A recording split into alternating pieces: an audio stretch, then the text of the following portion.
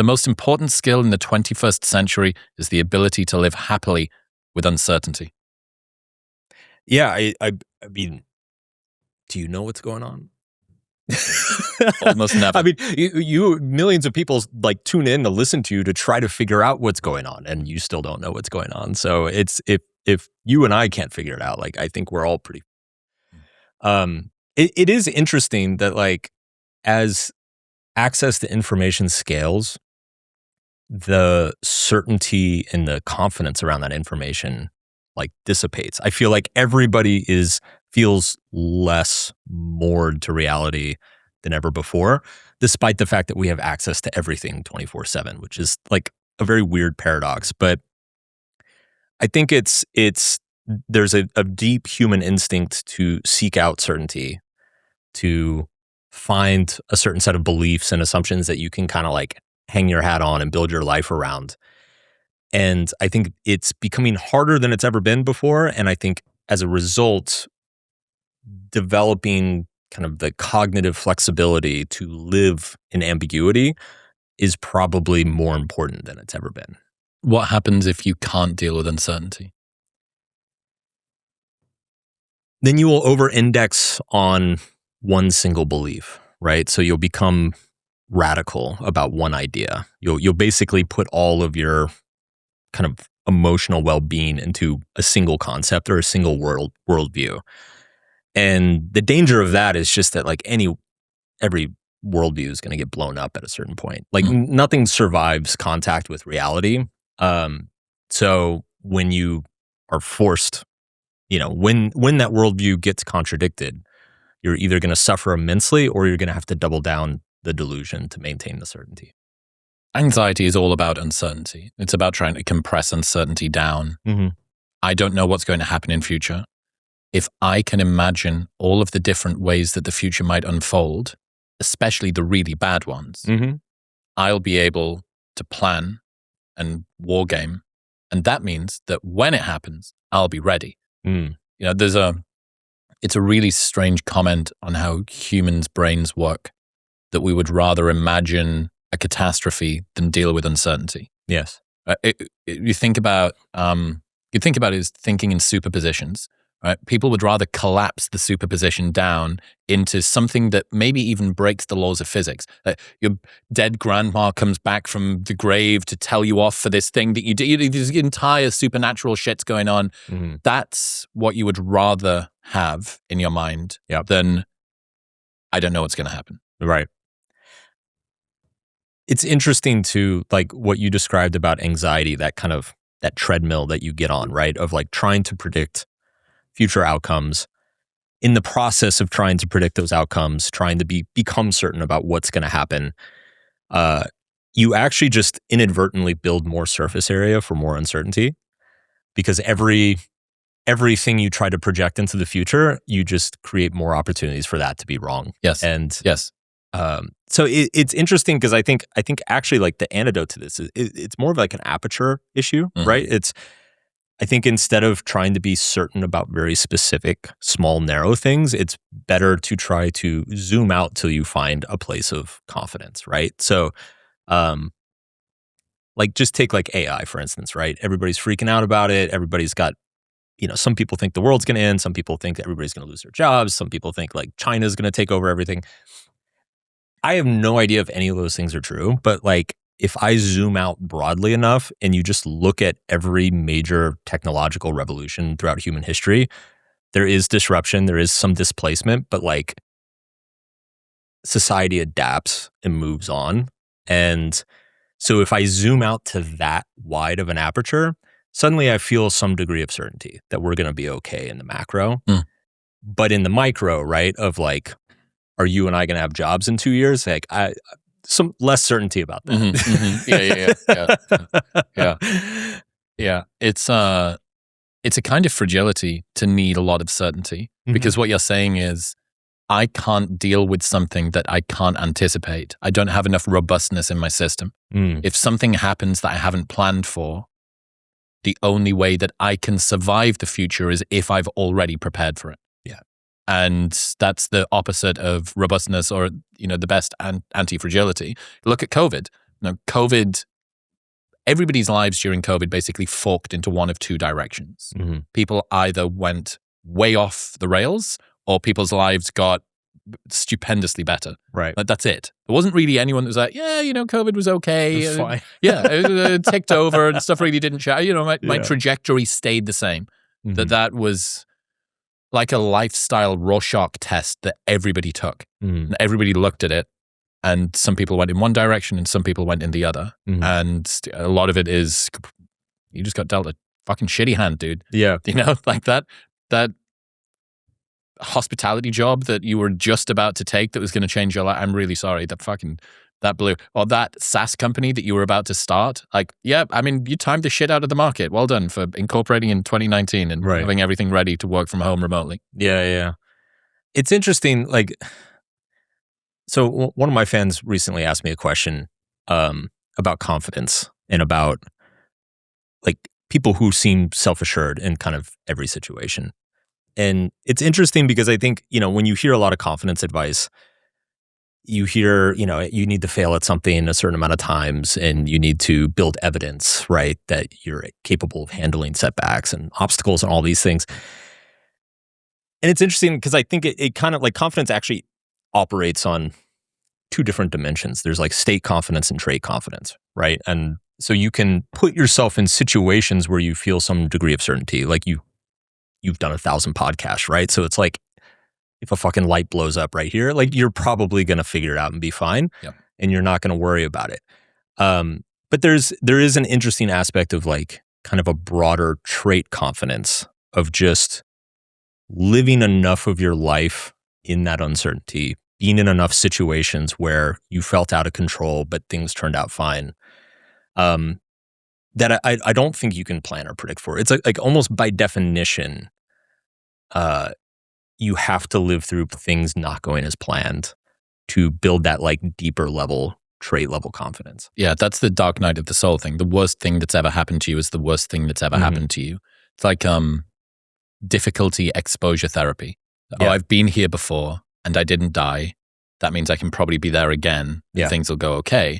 But if you haven't been there before and it happens, if a pandemic comes along again, everybody, apart from 5-year-olds, are prepared. Yeah. Way more. Oh, okay, I understand what's going to happen here. Like I lock myself in the house. I'll probably invest in some companies that have these, like distributed stock. Buy Zoom stock. Yeah, exactly. Buy Zoom stock again. You know that when COVID happened, there was another company called Zoom whose ticker is very close to the proper one, and their share price went up by like 400%. It's some Chinese company, like just by fortune of being called the same thing.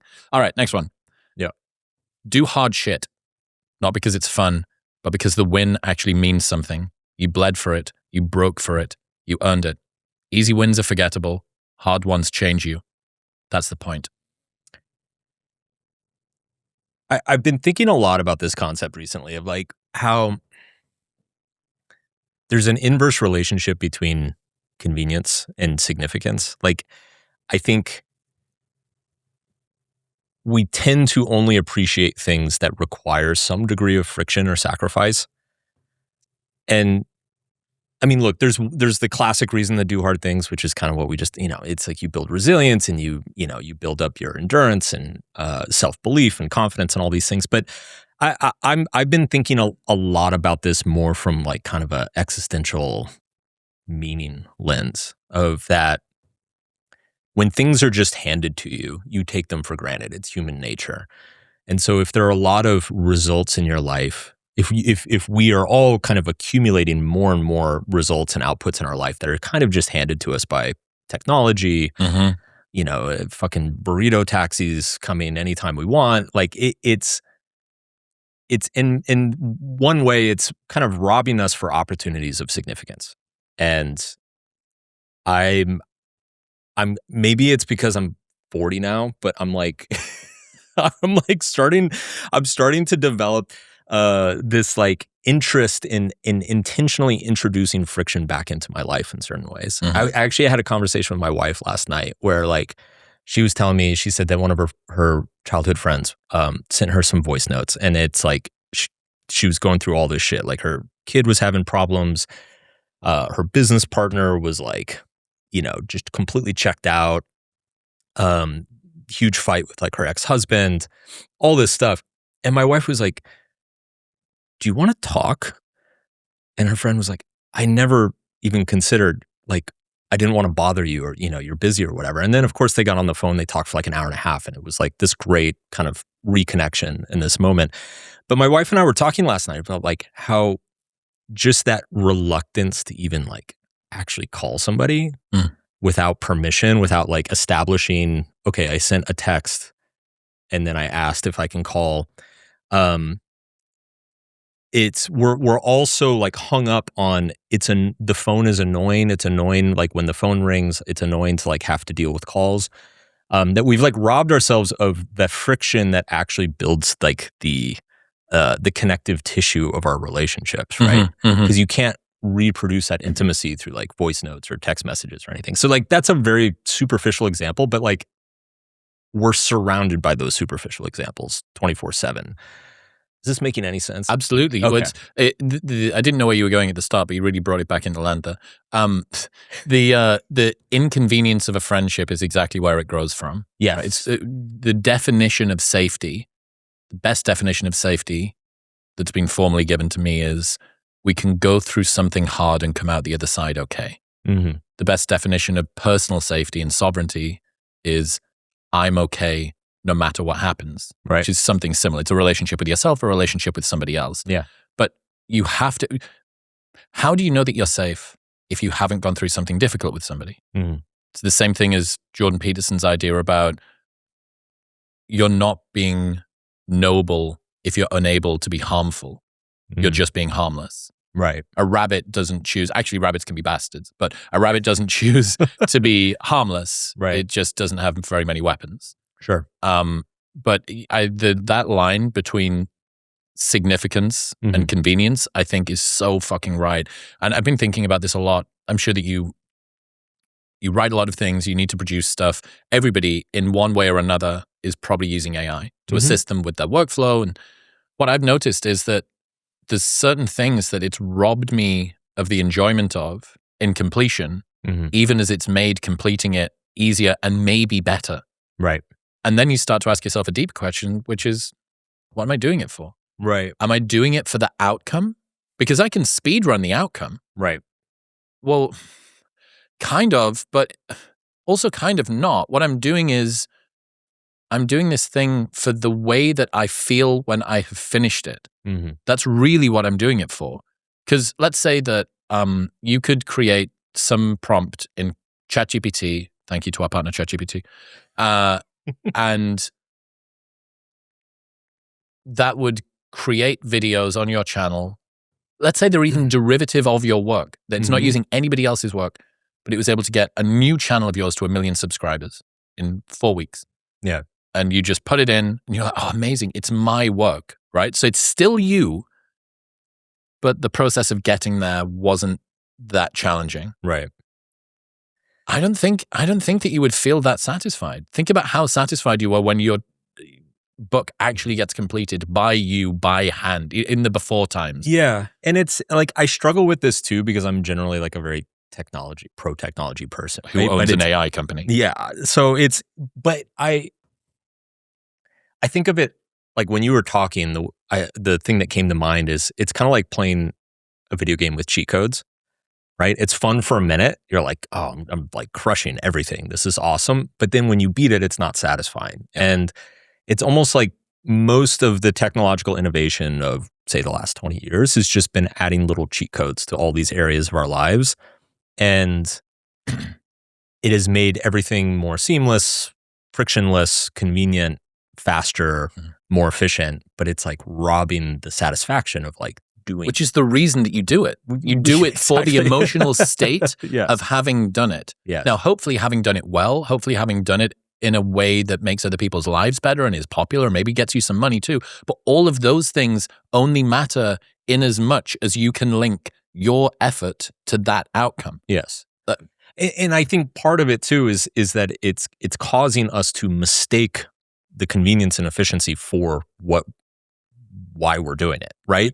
I think, for example, like I think this dating is probably the most egregious example of this, right? If you look at just the state of the dating apps, they're completely optimized for convenience of introduction.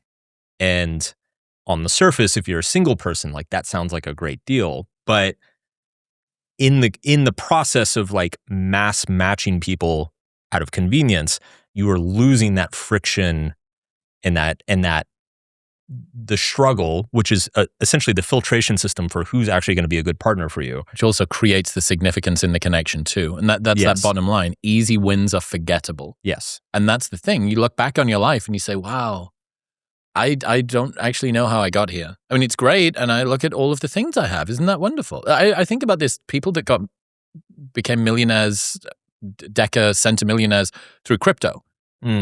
Yeah, how deranging must that be? Mm-hmm. Completely deranging. The same way as somebody who's poor winning the lottery, in many ways, that could be one of the worst days of their life. Yes. When they look back, they go, wow, that was completely unmoored, untethered to my existing perspective of reality.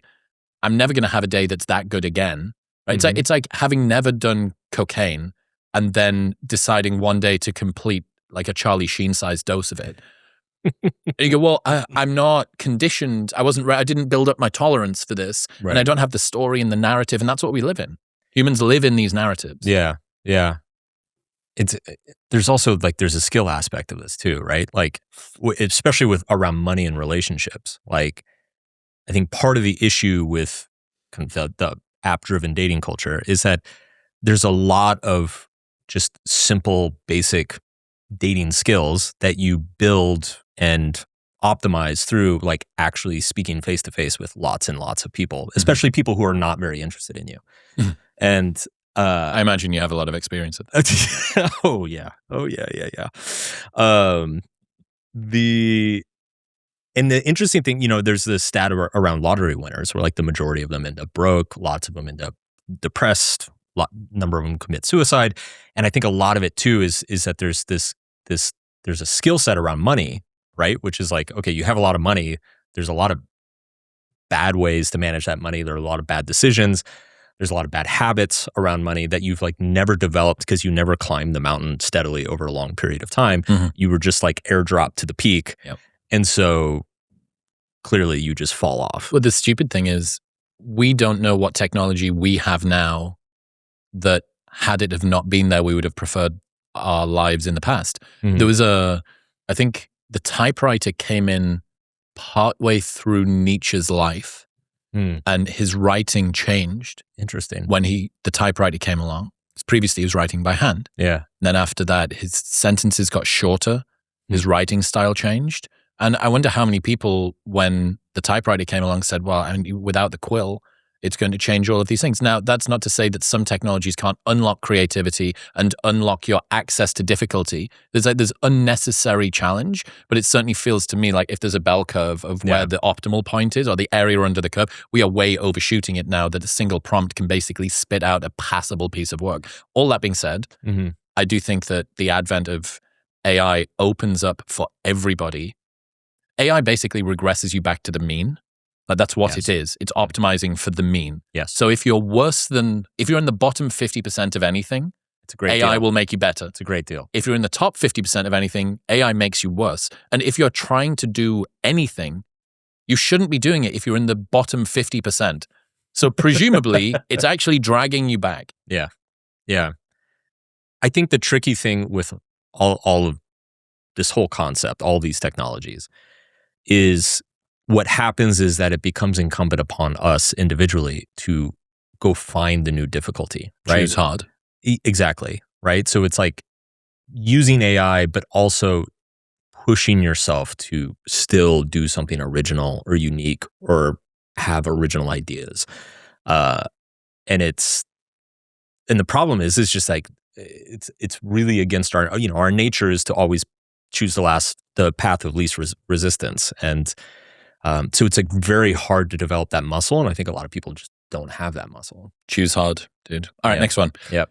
A quick aside, there is a stat that genuinely surprised me when I first heard it. 95% of people don't get enough fiber. Not because they're being careless, but because hitting your daily fiber target through food alone is actually quite hard. But that's why Momentous built Fiber Plus. See, fiber isn't just a digestion thing. It's the foundation of your gut health, which drives how well you absorb nutrients, how stable your energy is, and how quickly you recover. If your gut isn't dialed in, everything else that you're doing is working at a fraction of its potential. Fiber Plus is a 3-in-1 formula built to address digestion, gut barrier strength, and blood sugar stability all at once. And this cinnamon flavor is unreal. You might think, fiber, wow, I bet that tastes great. Well, yeah, actually it does. Doubters, I really enjoyed this. Best of all, Momentous offers a 30-day money-back guarantee. So if you're not sure, you can buy Fiber Plus, try it for 29 days. If you don't love it, they'll just give you your money back. And they ship internationally. Right now, you can get up to 35% off your first subscription and that 30-day money-back guarantee by going to the link in the description below or heading to livemomentous.com/modernwisdom and using the code modernwisdom at checkout. That's livemomentous.com/modernwisdom and modernwisdom at checkout. When you select a partner, whether you realize it or not, you're choosing a whole lifestyle and not just the person. You're choosing their sleep schedule, you're choosing their money habits, you're choosing their stress levels, their family drama, their levels of cleanliness, their work ethic, their coping mechanisms. All of these things will be a baseline of your daily life. If their normal is doom scrolling till 2 a.m., avoiding all conflict, impulse spending, and never exercising, guess what? You're signing up to live in that ecosystem. Love does not cancel out people's flaws. In fact, love just makes you tolerate them for longer. Most people obsess over, do we have romantic chemistry? And they completely skip, can I live with this person's version of a Tuesday for the next 10 years? The hard truth is, you don't fix somebody's lifestyle from the inside. You either accept the package as they are, or you walk. Mm-hmm. I've been having this conversation with a lot of single friends recently of what I am noticing is that people seem to have kind of this laundry list of requirements. And as soon as there's this false perception of infinite options. And so as soon as the person that they're seeing or that they're on a date with like fails one of the qualifications, they're like, oh, next, I'm going to move on. And then of course they're, 45 and still single and wondering why they never found anybody. And have you ever heard that story that I think it was Warren Buffett, where he said that he was like, you write out a list of 20 things that you want in your life, put them in order from the thing that's most important to least important, and then cross out everything but the top 3. I've essentially started giving that exercise to my single friends because I'm like, you're not going to find all of these, and it's. You've been brainwashed. You have this like false perception that there's a lot of these people out there that tick every single box, and there's not. And you're probably, even if there is, you're probably not going to meet them. And if you do meet them, they're going to have so many options that it's going to be like very unlikely that you end up with them. So it's find your 3 non-negotiables and then negotiate on the rest. And that's like fucking sacrilege these days to tell people because they're like, I don't want to settle. Sounds like settling. Yeah, I don't want to settle. It's like, dude, everybody settles on something. I mean, you're settling in that you can't fly at the moment. Yeah. You're settling in that you need to go to bed every night. Yeah. I mean, dude, there's things I've been with my wife for 14 years. There's things about her that still drive me fucking crazy. But she's like Latina, right? Well, yeah. Yeah. So that kind of comes, that's part of the course. It's part for every course, but it's the Latina versions are just much more dramatic and very loud with lots of tears involved. Yeah, spicy. It's a spicy version. It's the fuego version. Exactly. It's fuego dating. Exactly. But there's things about me that like she can't stand, but it's like you just accept at a certain point. You're like, okay, the good vastly outweighs the bad, and you go with it. And I think the reason that post did so well is, when you are meeting people, when you are dating people,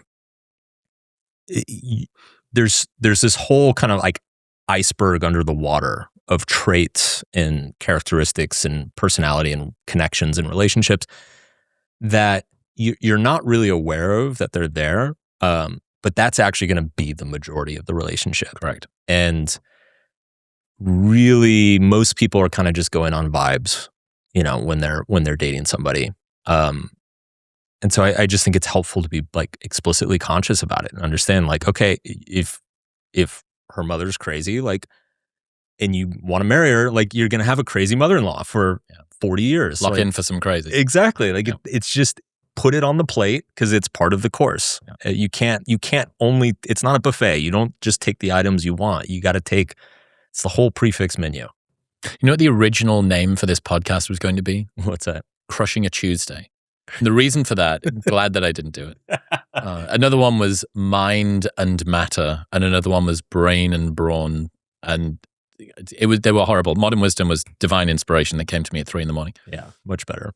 Thank you. Crushing Tuesday is not bad. Crushing a Tuesday was taken from a Tim Ferriss podcast. Okay. And what he said was, most people try to optimize their lives around peak experiences. Mm-hmm.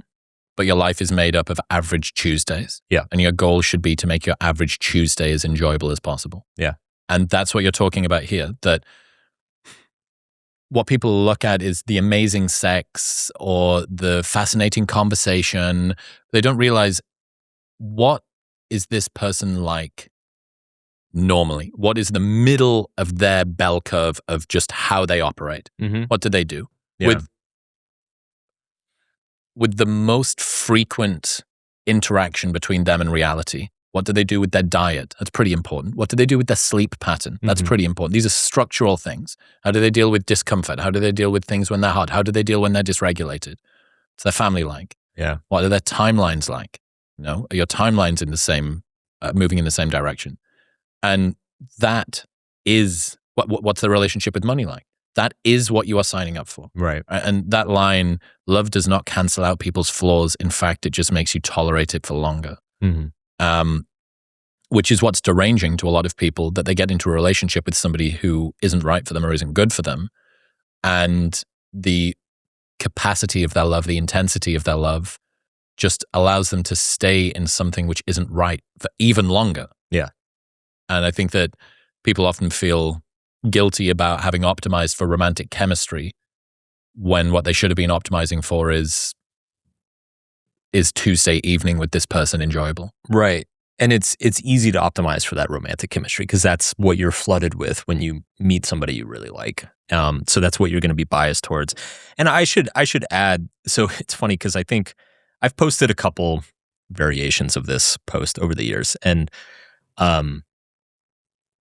every time there's always like a couple of angry people in the comments who are like, this is unrealistic. You shouldn't expect somebody to satisfy all of these things for you. And the point of this isn't that you have to go find somebody who has a mother that you like and who's like good with money. The opposite of that. Yeah, no, it's you have to find somebody that you're willing to tolerate all of those things, right? So it's not they're not trying to hit a ceiling. Like, you're just trying to find somebody who like nothing falls below your floor. And it's also, I think a lot of it, there are a couple other facets of this. I think one is understanding that what are you particularly well equipped to handle. So for example, my wife's Brazilian. She has a lot of feelings. And I'm just like very even keeled pretty much all the time. It really takes a lot for me to get worked up about anything. Like I'm the guy who doesn't give a fuck. So it actually works extremely well. Like, I can handle a lot of emotions. It doesn't really freak me out. I don't like get sucked into drama easily. So there's like a certain amount of self-knowledge of understanding this is the type of partner that I'm probably well suited for because my strength kind of resonates well with their weakness or vice versa. Whereas like I have a very, very like strong need for intellectual stimulation. I get bored extremely easily. And back when I was single, like I dated a lot of really cool girls, but who just like weren't super smart or curious. And I was bored within minutes. And some of them were smoking hot. Some of them were awesome in bed. And I remember sitting there being like, I can't believe I'm going to break up with this girl. Like, what am I doing? But I was bored. Got nothing to talk to you about. Yeah, I was bored out of my mind. Your first date with your now wife was you met in a nightclub, and within 30 minutes we're talking about Russian literature? Russian grammar. Russian grammar. That's it. Yes, you know? Yes. I told you about this last time that my best piece of advice for sort of the intellectual bros or the intellectually inclined bros when they're single is to speed run sending weird psychology articles to the girls that you're talking to and to just see who comes back. It's like an intellectual shit test. Yes. And you're not looking for the smart ones, you're looking for the ones that engage. Right. Oh, that's cool. Never heard of that before. Like, let's talk about that the next time we get on the phone or next time we go for dinner. Yeah. Even if they don't know anything about it. Like, that's not what it's about. It's like, okay, is this person interested? Mm-hmm. Are they going to engage with me? So yeah, I think it's funny. Rory Sutherland's got this idea. He says you should have an air fryer girlfriend, not a Fiat 500 girlfriend.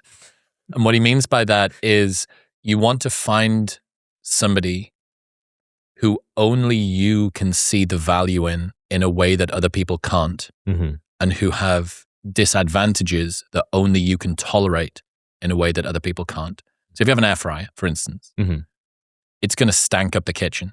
If you're sensitive to smells, it's going to be a bad thing to have in your house, or else you're going to have to put it out on the balcony or in the garage or something like that, and that's a bit of a nightmare to use.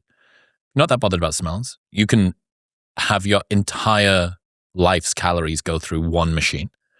He uses the example that he doesn't mind noise when he goes to sleep. Mm-hmm. He's a fan of trains and he likes beer. So he lived in a house that was next to a pub with a garden that backs onto a railway line because he quite likes the trains. They're actually actively sort of enjoyable for him to see going by. He doesn't mind that much about the noise from them or from the beer garden. And he's made good friends with the landlord of the pub. And it means that he can order a beer by leaning over his fence and asking for it. And he can sort of enjoy the atmosphere of the pub from the comfort of his own home. What he's done is he's been able to get a house. I think it's his cottage that's somewhere in the British countryside. He's been able to get that at a price that most other people would still think was too much, despite the fact that it's discounted, because there are certain inconveniences and challenges that he is particularly well equipped to put up with that other people would struggle with. Yeah. And the same thing is true when it comes to choosing a partner. Can we dig into this a little bit? Because I feel Air fryer girlfriend? Well, I'll let you know how that goes over with my wife. I'm gonna go home after this. Darling, you're my air fryer. You're my air fryer wife. You're my air fryer. I can cook everything in you. Well, that's. I mean, she is Brazilian, so they're highly fertile. Yes. Yeah. But and especially like you come more from this optimization world than I do. But the personalization of optimization, like this is the thing that always bugged me about a lot of the optimization content out there, because everybody's so different in terms of what they want and who they are and like what they're predisposed to. And I think the same way like some people are more predisposed to certain athletic activities or certain physical activities than others, we're all predisposed to like certain psychological environments and certain types of relationships than other people. And I just, it drives me crazy that there's like no accounting for that often. Like there's no discussion of how it's, living next to a train track where you can order a beer over a fence is like, that might actually be optimal for one person's life. Whereas you would never see that like broadcasts on, health and fitness. This is the optimal way that you should get your house. Look at all of the advantages. Well, we know that those advantages are so niche that it only addresses a very small cohort of people. Right. But the assumption here is all optimization advice is optimizing for the general. Exactly. Yeah. You know that study about they tried to engineer fighter pilot seats inside of US fighter jets, a new US fighter jet. They took all of the fighter pilots and averaged their body dimensions so that they could design the seat that was the average of them all. And it fitted 0 pilots. There's no such thing as average. Right. There is no such thing. The average person literally doesn't exist. They're an aggregate of everything. But I mean, let's say, for instance, that you had a distribution of people on a graph that looked like a pair of boobs. Okay. Right? So you have sort of 2 there. Yeah. Where's the average? It's actually at a point where maybe nobody is there. Yeah.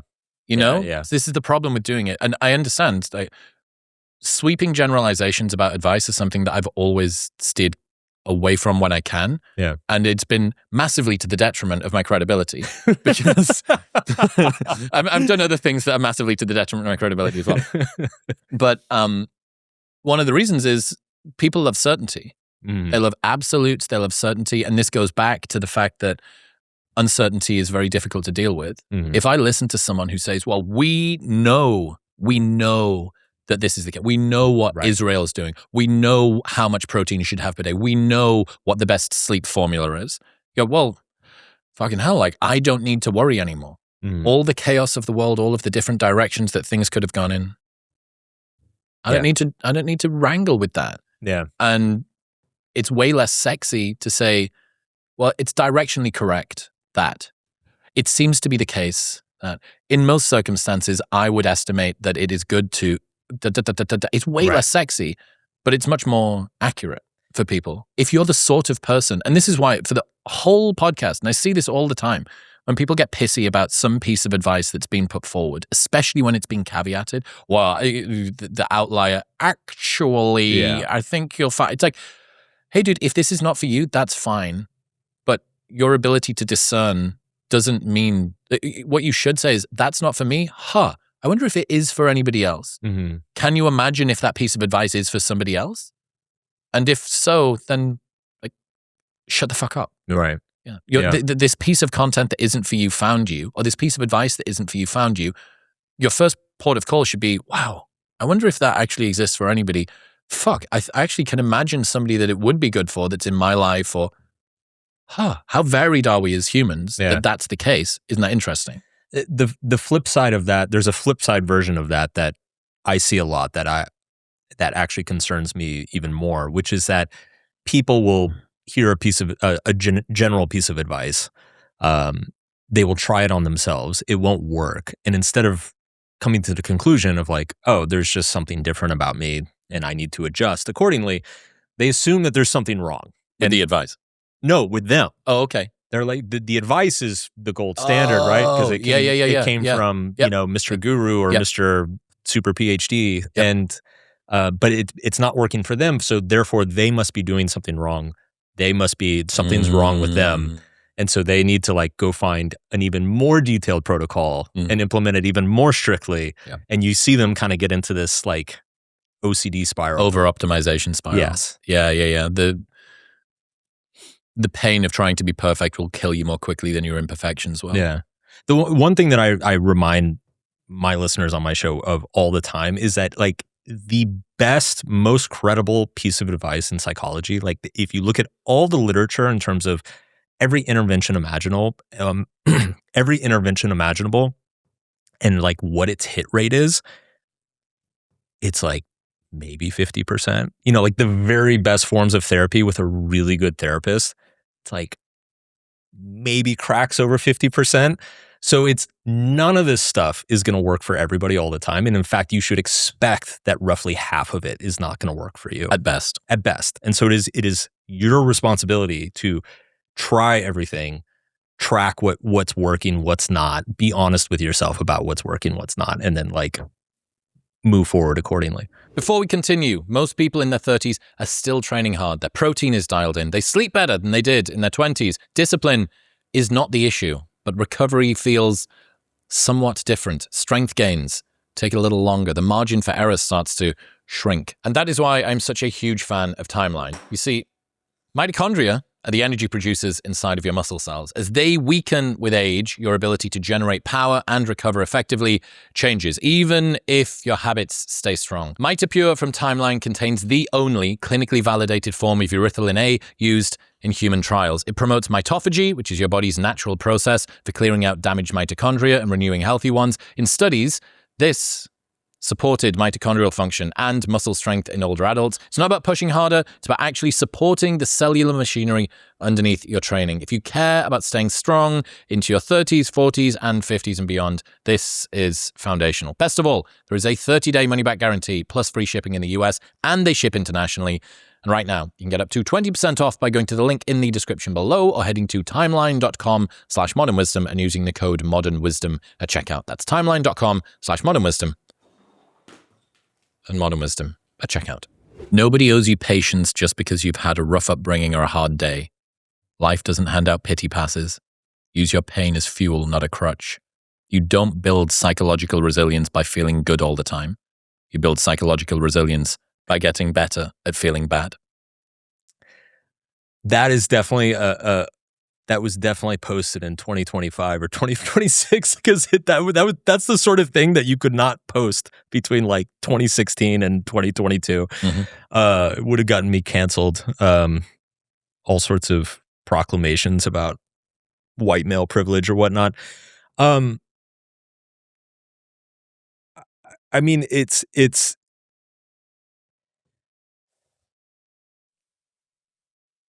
difficult because there are genuine victims in the world, and there are people who have genuinely suffered lots of shit that is not fair and not their fault. And those people deserve sympathy,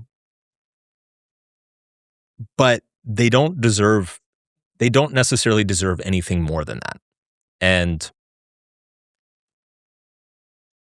I think we're kind of coming out of this period, but we went through a very intense period where there was a lot of entitlement associated with, like, I think in one of my books, I called it the victimhood Olympics, right? It's like, and you see this now with like a lot of like super lefty groups, it's like, well, I am an abused indigenous person of color who grew up with 3 legs. And then it's like the next person is like, well, as a person who grew up with 1 leg and is a abused transsexual indigenous person, like my voice actually carries more weight than yours. And it's like, and I've got gluten intolerance. Yeah. And it's like at a certain point, it's like, who fucking cares? Like, what are you gonna do? Correct. Right? Like, what? You can't like just sit around measuring your pain every day as if it's like it earns you merit badges. I've had to pull this up. This is one of the best takes. So Alex Hormozi got in trouble for saying this, the same thing, that nobody owes you patience just because you've had a rough day or a hard upbringing. Yeah. And he wrote a response. This is fucking money by him.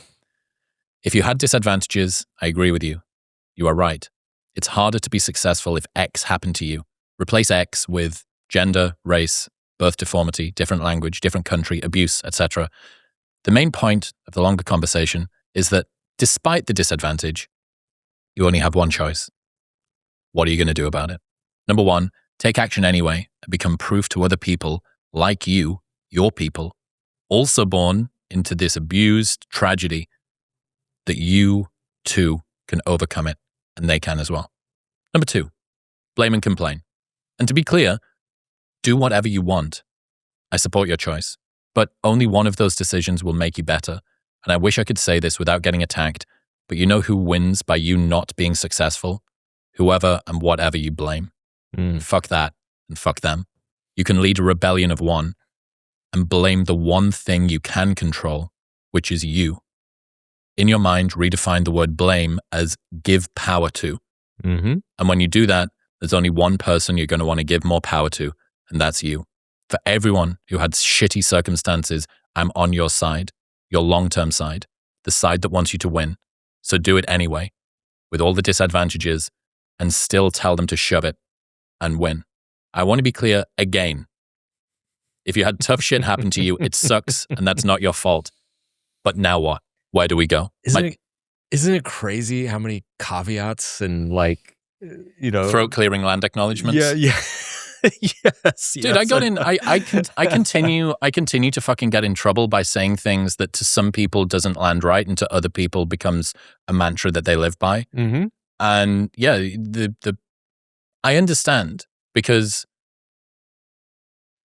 creating any goal to aim for and degree of obligation can make people who feel like that's out of reach for a reason that isn't their fault feel like they are being made to pay twice for something that hurt them. And that fucking blows.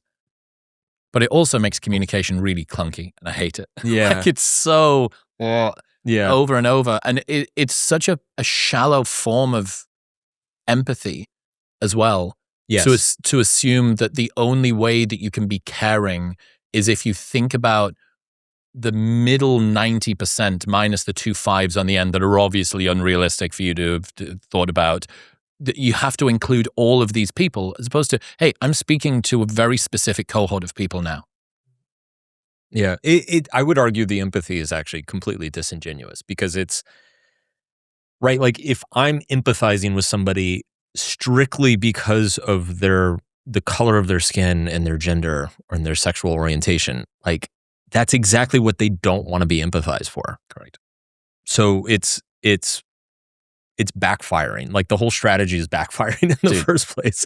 We were talking before I did my show in Australia, and to the people who came to the Sydney show, you will remember that James came out swinging when he did his warm-up set before me, and he made a comment partway through, which was, I hate to say it, but I'm racist, and I'm racist against a very unique group of people, and it's Italians. He says, I know that I'm racist against Italians because I love the food, but I still don't like the people.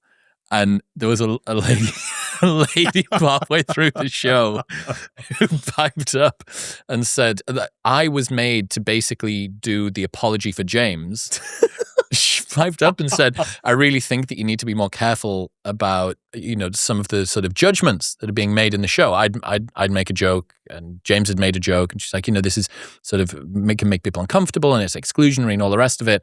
And it was one of those moments where I'm like, fuck, there's like 2,499 other people in here looking at me to see if I can handle this situation.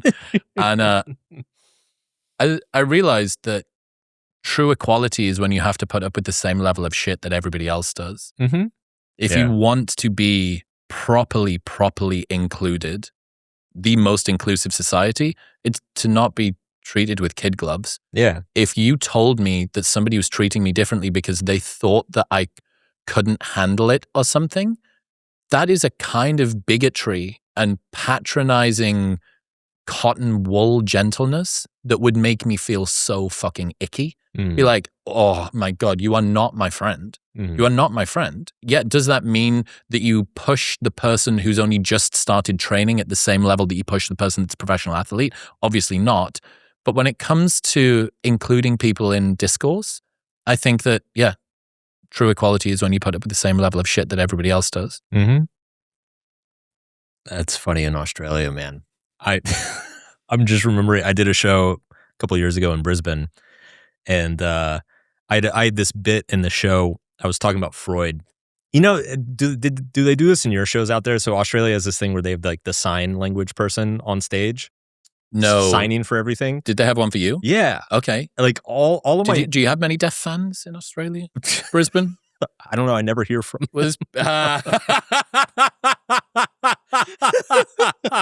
Fuck me. You walked right in there.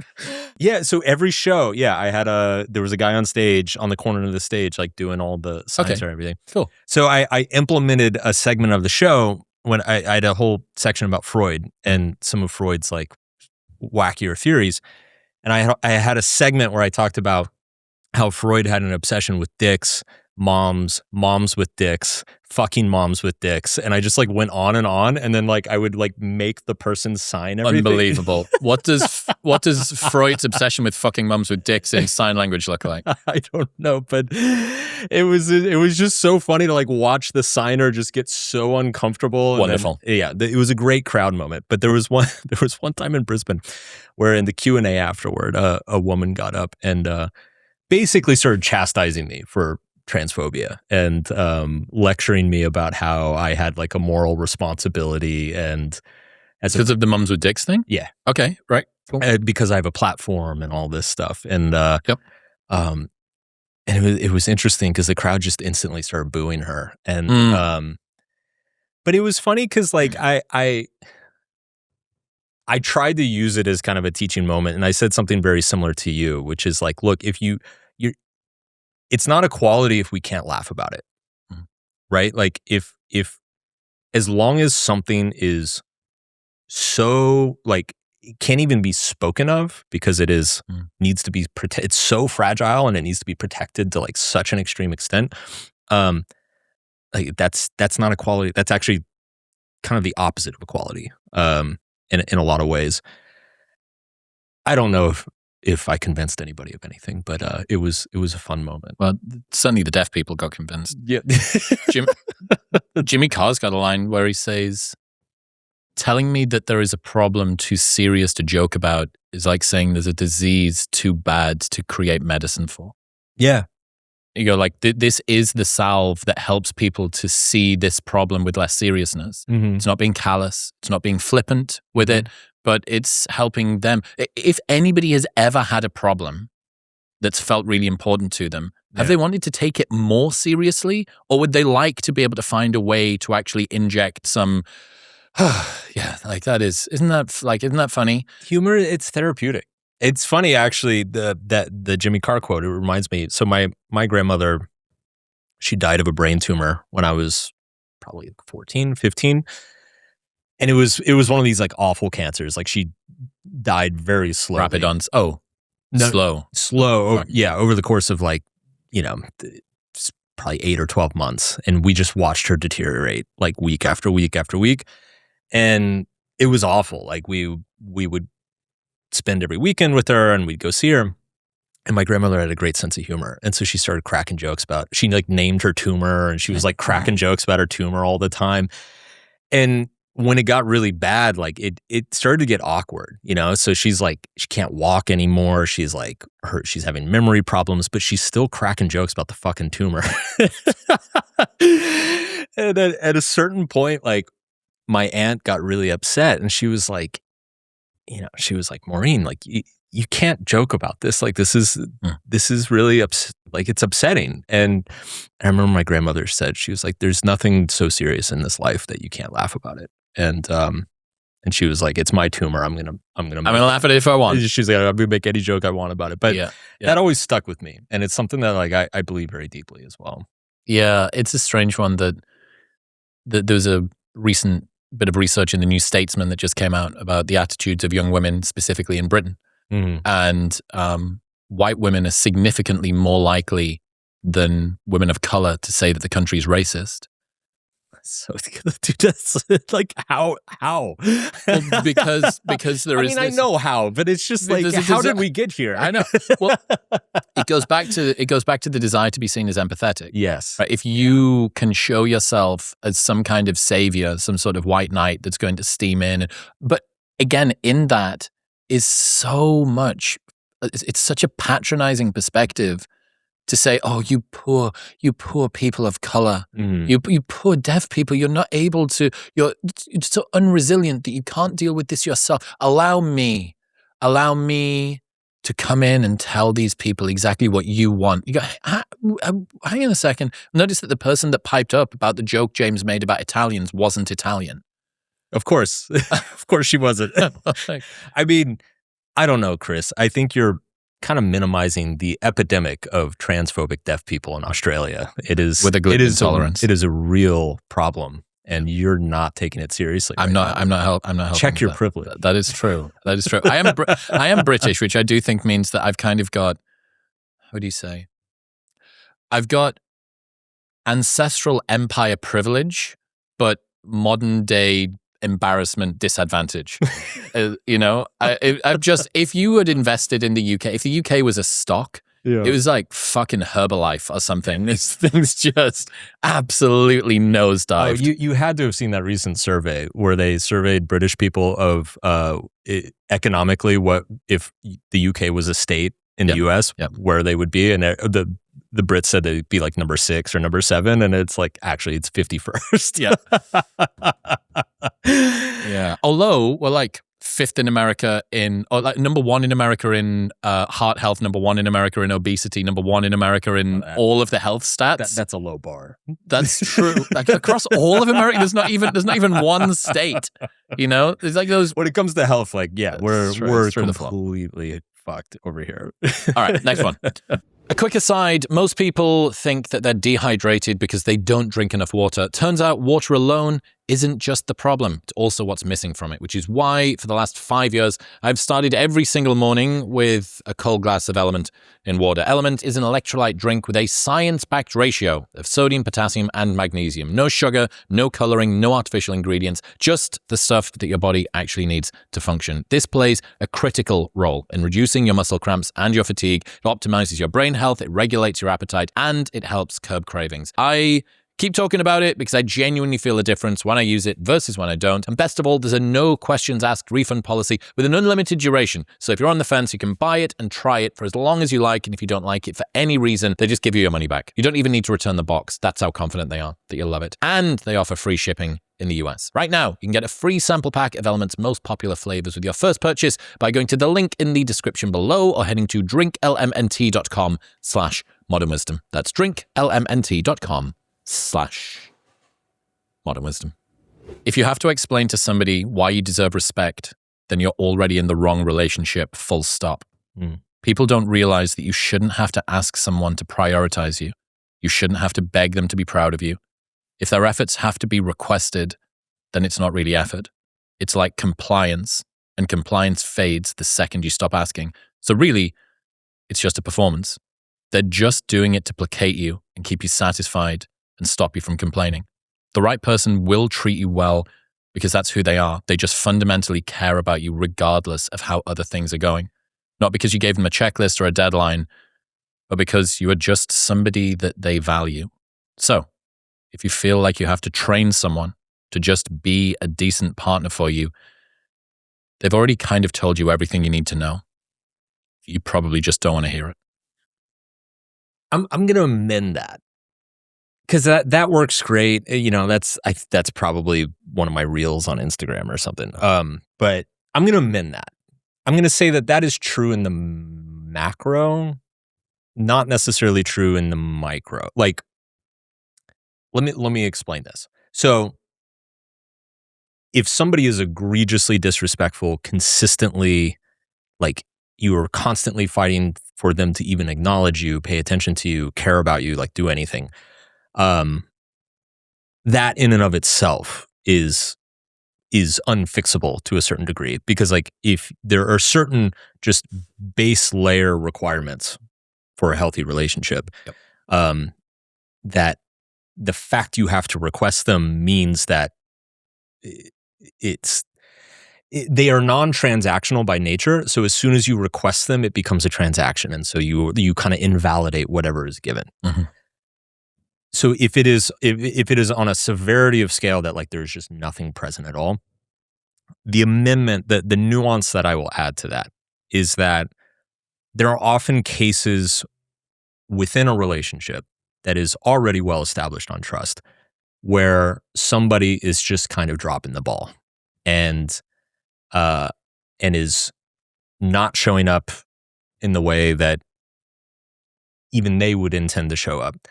Not acknowledging certain things, maybe has a blind spot around something, maybe is going through something, right? You know, has some difficulties going on in their lives. So it's one of those cases where it's like, I think it is like on the margins, it is not only normal, but it's healthy to ask, like, say like, hey, I'm kind of feeling unacknowledged or unappreciated in our relationship right now. Like, can we work on this? Can you help me out here? It'd be nice if you did this or did that, or, you know, showed up to my birthday party or whatever. But if it is on such a macro scale that like you are asking for it to exist in the first place, then there's nothing there. And I think the reason this resonated so much is because there's so many people out there who they confuse that macro problem with the micro problem. Correct. Right? So they're in a relationship with somebody who's like gives zero shits, is not showing up for anything, is not acknowledging anything. And in their head, it's actually just a marginal issue of like, hey, it'd be nice if you like answered my phone sometimes, you know, like, so anyway, that's some nuance to apply to that. There's a difference between telling somebody that they should think of you and explaining what your love language is. Exactly. Right? Exactly. Like, there's a difference between asking somebody to show up and explaining how you would like them to show up. Correct. This person is applying effort. They're being thoughtful. They're considering me. They're just maybe doing it in a different sort of a way than it would maybe be optimal. Yeah. Versus this person just isn't considering me, or the imbalance of consideration is so great. And also, you said when there's been an established level of trust, right? That you kind of know what this relationship has in store, typically. Right. What if it's never shown up? What if this has never actually been there? And the only reason it is there is if you kind of you're constantly refueling this gas tank with requests and beratement and compulsion. Like, I'm going to keep dragging you to do this thing, to think about me, to reply in a timely manner. I'm going to keep on reminding you that this is something that's important, full stop. And after a while, if you've done it a lot, either in the macro or, to be honest, enough micros makes a macro in any case, you just have to admit to yourself, you go, this is just incompatibility. Like, if you have to make so many bids and this person after a while is just going to feel like, well, who are you in a relationship with? Because I'm showing up as me. You have to assume that people, for the most part, are showing up as themselves. And the goal should be to find somebody that you need to instruct and train as little as possible. Yes. Because some people have a big tank of growth, some people have a small tank of growth. But regardless of how big or small the tank is, if you start really close to the destination, you don't need to drive as far. And then let's say that someone's able to grow a lot, then you can both grow together and become better than you ever were before. Yeah. But if almost all of your time, you want to go to bed at 2 a.m. because you love going out partying, and your missus wants to go to bed at 9 p.m. because she likes an early night. In order for that relationship to work, both people are going to have to compromise on the thing that they want. Now, maybe that would expose you to some really important routines that might make your health better. And maybe that would expose her to some really exciting nights that she wouldn't have had otherwise, and it'll be really enjoyable. But also, maybe you might be better off with someone that you can party with until 2 a.m. and not have to compromise, and she'd be better off with someone that wants to watch Peaky Blinders at 8 p.m. and then fall asleep. And that is kind of what you're looking for overall. How is this kind of compatibility, and are our incompatibilities complementary as opposed to competitive, friction-inducing? I think there's a component of intention here as well, where there's a compatibility dimension to it, right? Where it's like you're just two completely different people and you're not well suited for each other. And then I think really what that post was like, I think what it was kind of poking at is that sometimes you just have a partner who like is not prioritizing the relationship.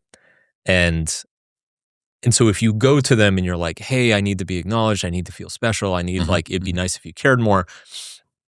The issue isn't that they're not returning your calls, that they're not, showing up for your after work thing or whatever. The issue is that they don't care. It's not a priority for them. Yep. And you can't change somebody's priorities. I would say too, there's a certain amount of like, but if there is kind of a bedrock of trust, if there is kind of an overall compatibility, there is still this like maintenance process that happens over the years. Like a simple example from my life, I'm like a hopeless workaholic, and I go through these cycles where boom and bust. Yes, I kind of get like ramped up, and my wife is super patient and supportive. But I'd say every 3 or 4 years, like we hit a breaking point where she's like, all right, dude, you've got to take a Sunday off, or like we have to go on a vacation. I want to hang out with you. Yeah, exactly. She's like, I feel ignored. I feel like I never see you anymore. I feel like you're working all the time. You're always tired. You come home, you don't want to talk because you've been shooting all day, like all this stuff. And she's 100% right. And so I'm like, oh yeah, I should like back off because I'm like, but she's also not just doing it for herself. She's doing it because it's for my sake as well. She's like an external conscience for you. She's augmenting your life as opposed to working against it. Yes. Yeah, I mean, that's such a good point that if you're not being prioritized, Stan Tatkin's got this wonderful audiobook and he refuses to come on the podcast, which is very sad to me. But he's still got the best relationship book that I've ever consumed. And it's only available on audio. And it's called Your Brain on Love. Stan Tatkin, fucking brilliant. In it, he says that all a relationship is a set of agreements. Typically a set of agreements about how you'll behave. Says the first agreement that every relationship needs to have is the relationship comes first before everything else. And I think if you are in a relationship, especially after a while, where that agreement is met by one party but not by the other, you just need to accept that this is going to be a high friction environment, specifically for the person who is more invested, but also for the one who isn't, because they're going to feel like they're being pressured and pulled along.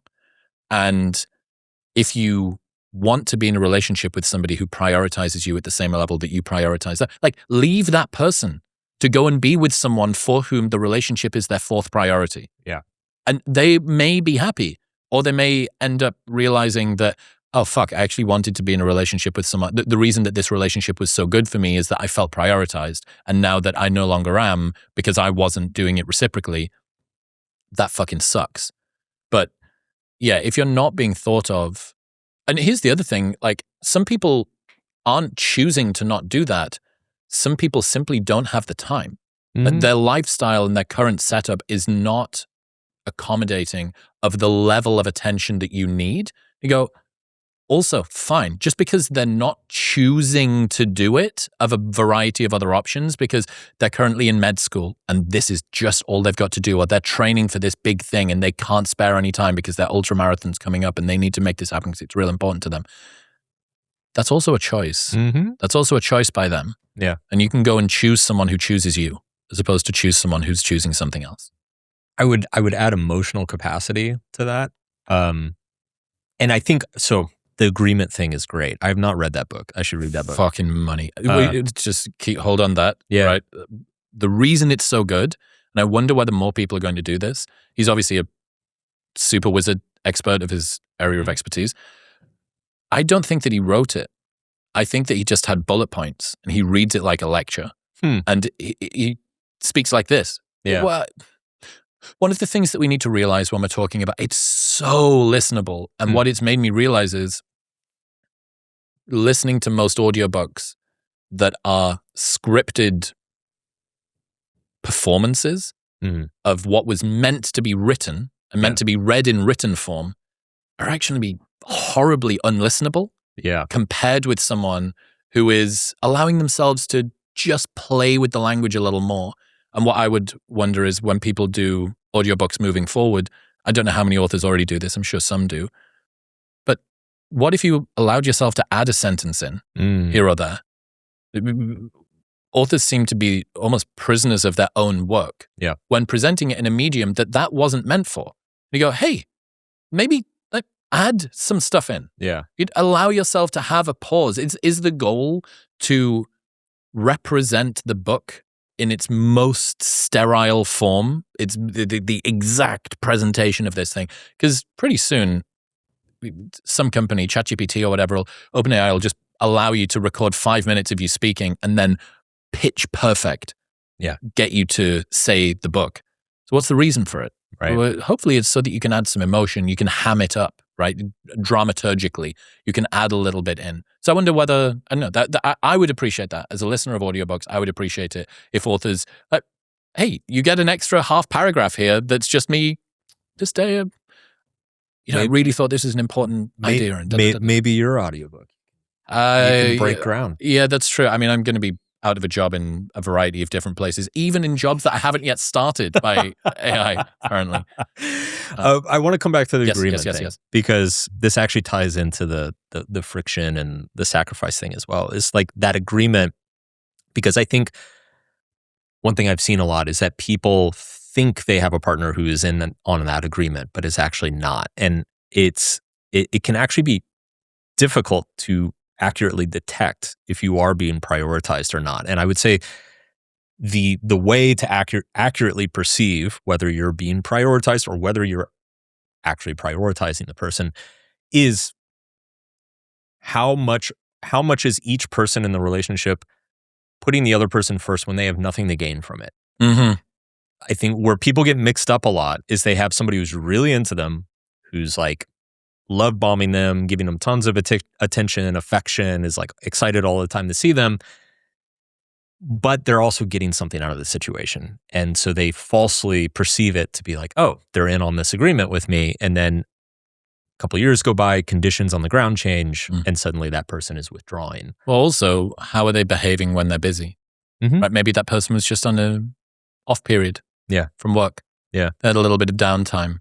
and they're showing you attention in a way that was, or maybe they were going through a hard time and they needed that, or maybe you were particularly available at that moment and it was easy. But when it gets hard, that person's unable to show up in the same way because it was easy in the beginning. Which is why the friction is the filtration. Correct. Right. Send them weird psychology articles. Yes. Telling you, send them weird psychology articles. Yeah.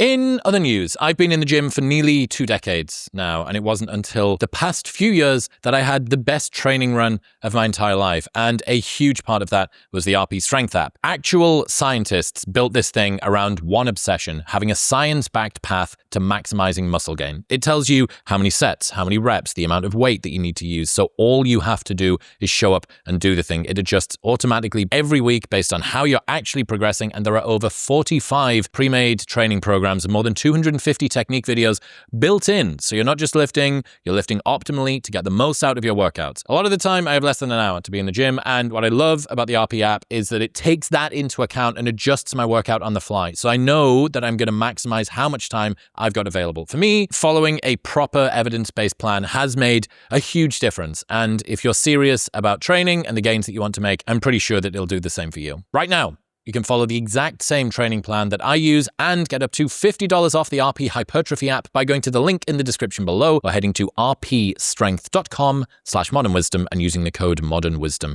at checkout. That's rpstrength.com/modernwisdom and modernwisdom at checkout. Beware, learning more is a smart person's favorite form of procrastination. Guilty. So fucking guilty. I think this is, learning is safe to a smart person. It's something they know they're good at. It's something, it feels like progress. And it's relatively easy to convince yourself that it is going to help you do the thing when it finally comes time to do the thing. But you and I know that's like not always the case. It's often not the case. And there is such a thing as, cramming too much information into your brain, because then you start, creating obsession, perfectionism. You actually generate anxiety where there was less before. So yeah, I mean the learning as procrastination, that's like fucking bread and butter for this industry. It's everybody struggles with that. Like, we all like to think, well, let me just buy a couple more books on this and then I'll start. Then I'll figure it out. Then I'll know what to do. And the truth is you need both simultaneously. You need to learn, but you need to practice. You need to do things. Yeah. I think about this with people who constantly go back to couples counseling. If your relationship is held together on a bi-weekly co-journaling session to work through the difficulties of the last 3 days and regular therapy and CBT, after a while, like, this is just you putting off the fact that this thing isn't working. Yeah. And the same thing goes for learning more as a smart person's favorite form of procrastination. If you keep on learning, you never actually have to engage with the fact that this thing might be too difficult for you to achieve, that you might not be good enough. Or that you could be good enough, but it's going to take an awful lot of work. You're insulating yourself, right? You're inoculating yourself from the pain of potentially failing publicly by postponing your stepping onto the stadium floor privately. Yep. I don't need to do it. And I guess... Well, you bring up an interesting thing with the marriage counseling, because I would say in the personal development world, the self-help world, you could easily replace learning with insight. Gaining more insight can also be a smart person's way of procrastinating. And you see this a lot of people who sign up for 1 million seminars and they need what I was thinking about. They need three. You can do the Hoffman process and IFS and Tantra. 3 coaches, and I'm going to go do this like meditation retreat and ayahuasca and over and over and over again. And it's at a certain point, you need to digest all of the insight that you've gained. And the only way you digest is by like living and doing other things. Mm-hmm. I'm curious, like where have you procrastinated by learning more? Because clearly you like learning. Well, Where have I procrastinated by learning more? Well, before I started the show, just one example, I knew I wanted to do a podcast at the middle of 2017, but it took me until the February of 2018 to launch because I was working on what's the perfect name going to be. That took like 2 months to come up with modern. Crushing Tuesday. Crushing a Tuesday. It was Brains and Brawn, actually. That was a huge part of it. Then the artwork needed to be perfect. Then I needed to listen to Tim Ferriss's How to Start a podcast and game my way to the top of the Apple charts, which actually worked. So thanks, Tim. And then, I'm going to start the channel. The YouTube's going to launch at the exact same time as the Apple podcast. And in some ways, I actually think that feels very justified, given that would turn into a project that was 1,100 episodes. And, the URL that I registered at the very beginning of that is the same one that we use now. All of those things are locked in. So it's just as well that I got it right. But also, you need to be able to pick your battles because you can't spend 6 months or many years doing that. So that's one part of it.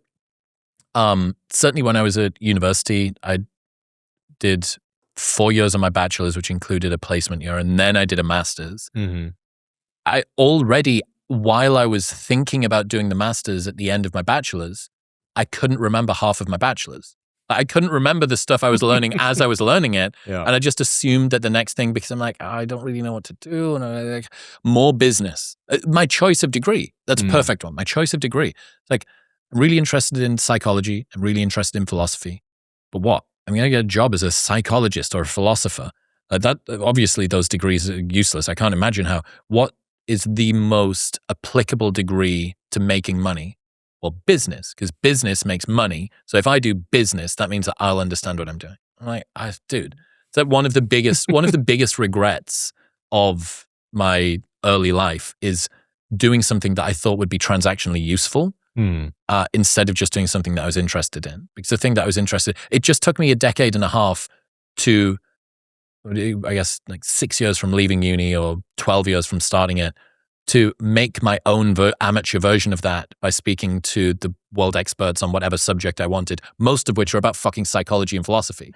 So I'm like, had I have gone and done the degree, modern wisdom wouldn't have existed, but I wouldn't have had to wait 12 years to get started. I don't know. What about you? What stands out for you? Health was the big one for me. I read I was the fat guy who could tell you everything about like metabolic dysfunction, insulin resistance. Oh, you're an expert.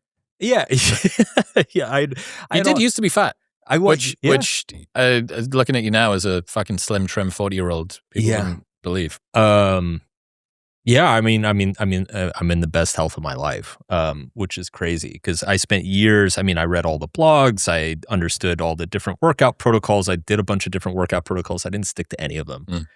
Hadn't stopped drinking. No. Oh, dude. Didn't change a fucking thing. I was pizza every day, whiskey every night, going to bed at 3 a.m, waking up at 11, and reading books about, health. This specific type of, calorie is going to cause inflammation and fuck up your gains, as if any of it mattered. And eventually it just took, I just had to hire a coach and who was like, dude, just go to the gym. And I was that obnoxious client who, would try to kind of debate him. I'd be like, well, I heard that like this rep scheme wasn't as effective as and he'd just look at me and just be like, dude, just go to the gym. like why are we fat as fuck? Yeah, why are we talking about why are we talking about this? Like, just go to Brazilian girlfriend can outlift you. Yeah, like stop it. You're hungover. You ate a pizza last night. Like, just go to the gym. You're a mess. Yeah. And I think this sort of the over-optimization thing, I think, is really falling away. Like if I was to, me and my friends play a game of bear or bull pretty frequently, which is just anything, pick anything, a trend in the world, an individual, a type of fashion, a product, whatever you want, country, a culture.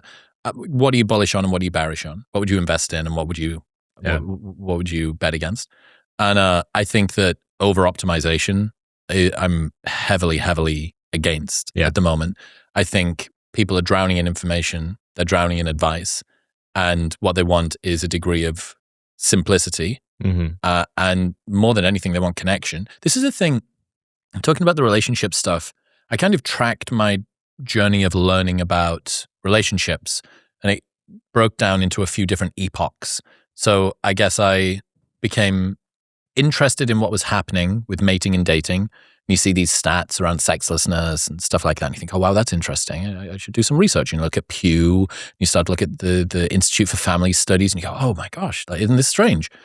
And then you go, well, I wonder what's going on. So you start to learn evolutionary psychology. You think, okay, well, I'm going to learn about the physics of the system, the principles that are maybe guiding some of these decisions. But that's still not enough, right? And then you combine them. And that's where you get to something akin to red pill, or a more sanitized version of red pill, right? Or, feminism tries to do the same thing. And I'm going to look at mismatch, and I'm going to work out why the current situation and ancestral programming, how they're coming together, right? What that's causing. But that's still not actually what a relationship is. Right. A relationship is your nervous system interacting with someone else's. Yes. Like, relating has nothing to do with any of these. It's totally the Midwit meme of like the idiots, like just go talk to girls. Yes. And like the Jedi's like, just go talk to girls. Exactly. It's like, she makes me feel good, bro. Yeah. She makes me feel good, bro. Yeah. I must ensure that my mate value is matched with hers with an optimal fertility window so that we can ensure that our children, like, no, like, eat protein, lift weights. Eat protein, lift weights. Yeah. My workout window must be pre-digested and ensure that no. Can I put you on the spot? Yeah. So I think it was maybe 2 years ago, maybe a year. No, maybe 2 years. There was a point, like a couple of years ago, I saw you and you said that or maybe it was one of your Q&As. You said that you were going to make finding a wife, starting a family, like a big priority. Do you think you're doing this with that, like finding more insight, or do you feel like you're making headway? Trying my best. One of the challenges there is that you can't do it solo, right? You can put all of the time in that you want, but inherently what you have to do is have another person to dance with. So certainly to a degree, I think I wanted to bring this up about a talking point that both you and Scott Galloway push, and I think that it's done in real good faith, but speaking as somebody that is the child of that, the progeny of that philosophy, I think contributes to it. And this is the single most important decision that you make in your life will be the person that you choose to spend it with. Right. And this may be an important piece of advice for many people, maybe even most people, who don't think about that, who fall backward into a relationship with someone they met when they were 24. Right. And then before they know it, they're kind of living together, but they didn't really choose it. And they've kind of got a dog. And then I guess we're engaged and fuck, we've got a kid. Do I like this person? Like, are we actually good for each other? And they were too unintentional about it. Yeah. But on the flip side, especially as people are dating older and older now, that advice, I think, can create an awful lot of anxiety. And it's meant to say, treat this decision with appropriate care because it's very influential. Yeah. But I do think that, and I've said this too, right? Because I believe it. Right. But that when that rubber meets the road, like functionally, what that ends up being is, well, I mean, I really should spend an awful lot more time scrutinizing this person, which is the opposite of the other one. You just, what's the good Tuesday look like? Right. Marrying those two. And that's certainly been a challenge. There is a curse of knowledge when it comes to dating. And I've definitely decided to jump in at the deep end with that. Yeah, I could see that. It's interesting because I think it's one of those things, it's one of those talking points, the importance of like choosing your partner. I think it is objectively true in a vacuum. I don't know how helpful it is when you're sitting across from somebody, right? Like, because ultimately the majority of whoever you do end up marrying, the majority of that marriage is not going to be found. It's going to be built over the course of the relationship. And so it's almost like, and this is going to sound really trite, but it's almost like finding a business partner. Like you're not looking for somebody who has it figured out or has you figured out. It's almost just like, this is somebody I can work with. Like, Can you build with this person? I can build something with this person. Yep. We get along well. We fight well, which is equally as important. They're high integrity, good character. We have some things in common. Awesome. Challenges make us stronger, not weaker. Let's see how far we can go. And at a certain point, you just opt in, right? It's like let's incorporate this business. Yeah, and it's a one-way door, and it's the fact that it is a one-way door is what keeps both people fully invested. Yep. To keep working on it. Which is why situationships are so damaging. Yes. To people, because it's a halfway door. Yes. And typically a situationship is a one-way door for one party and a revolving door for the other party. Yes, pretty much. Yeah. All right. Neediness occurs when you place a higher priority on what others think of you than what you think of yourself. Anytime you alter your words or behavior to fit someone else's needs rather than your own, that's needy. Anytime you lie about your interests, hobbies, or background, that's needy. Anytime you pursue a goal to impress others rather than fulfill yourself, that's needy.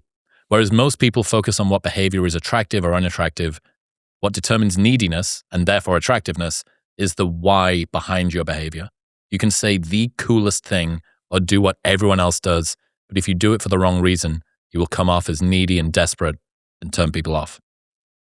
Pulling out the classics. That's an old one, too. The old hits. That's from Models. Yeah. She's going to be 15 years old this year. Unreal. Everyone needs to go and read it, dude. Anyone that needs a new book, go and read an old book. And that is now an old book. It is. So that and Mate by Jeffrey Miller and Tucker Max are the two-car garage of dating books for men. Yeah. That's it. And it's still relevant now. It's mad that like, hey, a t-shirt that fits and jeans that don't have stains on them is still probably revolutionary advice for a lot of guys. But yeah, it's money. Yeah.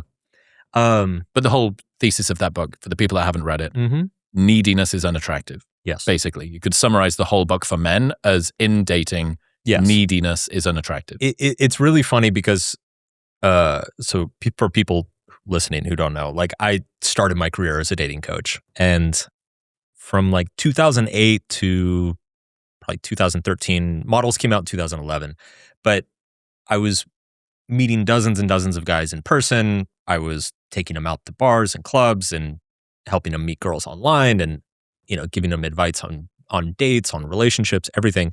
And it was so funny because at the time it was like the whole men's dating advice space, it was super fragmented. There was almost like different classes you had to take at a college, right? There was like texting game and then there was like the first date that you had to master, and then there was the opener that you had to like figure out. And I kind of wanted a unified theory of men's attractiveness. Because what I noticed is that guys who were supremely attractive in one moment, in one phase of the early relationship, just seemed to not really have any problems in any other part. It's not like there were any men who were like amazing at meeting a girl in a bar and then went on a date and just embarrassed themselves. Like it just didn't really happen. It was, you kind of either had winners and losers. Yeah, you either had the skills or you didn't. And there was nothing special about like a text message or a second date that like you couldn't figure out if you had the fundamentals in place.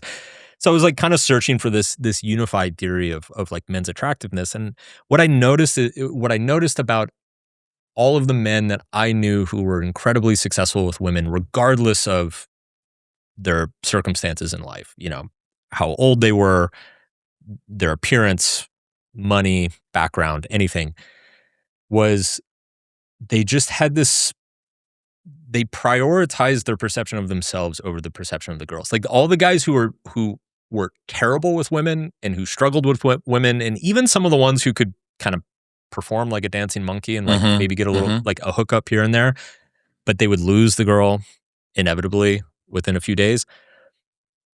I noticed that everything that motivated what they said, what they did, how they dressed, how they presented themselves, it was, what is she going to like? And what does she want to hear? And so it became this, what I realized around that time is that ultimately, and I think this is true for women as well, but I think it's more true of men, that your attractiveness is really dictated by your comfort with yourself and how deeply you have explored your own life, your own identity, and your willingness to share that with the world. And the result, neediness, was kind of that glue that held everything together, or the concept of non-neediness, right? Is like, don't do things for other people's approval. Don't change your lifestyle for other people's approval. Don't work out for other people's approval. Don't say some bullshit line in a bar for other people's approval. Like, it's all the same thing. And it's all just being needy for validation and approval. And it's, I guess I'm fortunate. It's just a very timeless concept. Like it's as true today as it was then. Yeah. And it probably always will be, because I think if I was to describe my career in like a simple phrase, it would be taking very abstract, intangible concepts and like concretizing them in a single phrase or a single term in a way that like an average person on the street can understand and use them. Like that's essentially my entire job and like why I'm here and why I've done anything. And I think the non-neediness was like my first real success at that. Yeah. Essentializing, distilling things down. Someone once, the two best descriptions I've ever heard of modern wisdom, one was brains and brawn. It was crushing a Tuesday, actually. Dispelling comforting myths was one. And another one was, it feels like spirulina for my soul in an environment filled with fast food for my amygdala. And I was like, that's lovely. It's very poetic. But yeah, like, look, essentializing something, there's this big fluffy concept. Like, what were we saying? Over-optimization, too much information. Yeah. I'm feeling all da-da-da-da. Like, I don't think that you're going to get, even with where LLMs are at the moment, I don't think you're going to be able to get the unwieldy world of human attraction distilled down to prioritize your approval of yourself over other people's approval of you.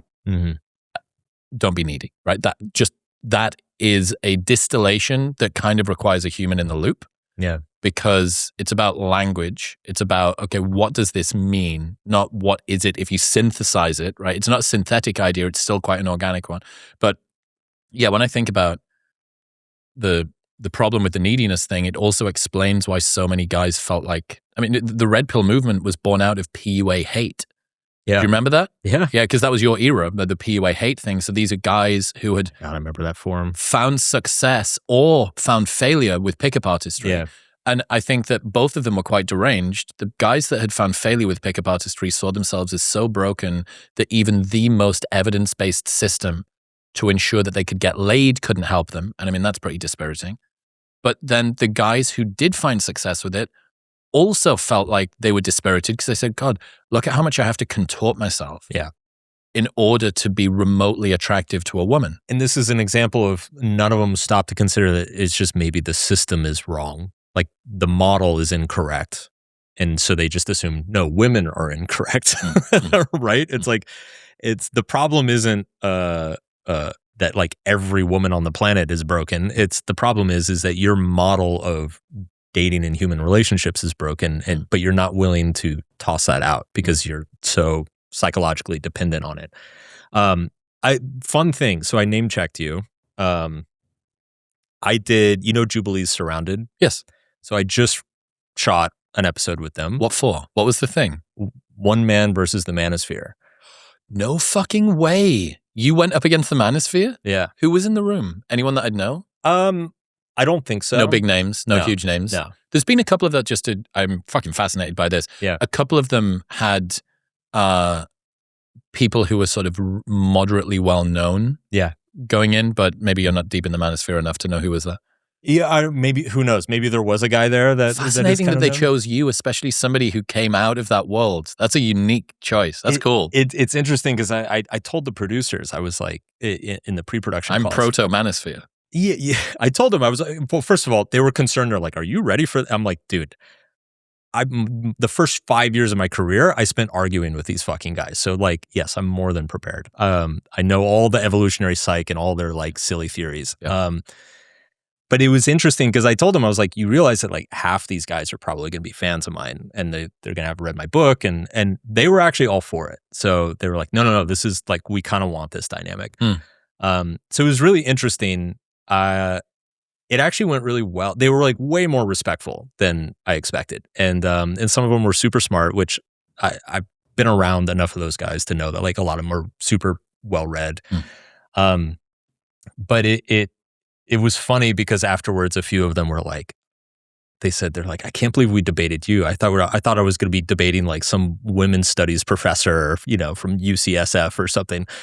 But I name checked you because like one of the things that one of my talking points was like, I said it's the manosphere is the incorrect solution to the correct problem. The correct problem is young men are struggling. There's a real crisis going on and it's not talked about enough.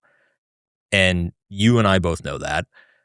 But this is not what's going to work. Like this is not helping.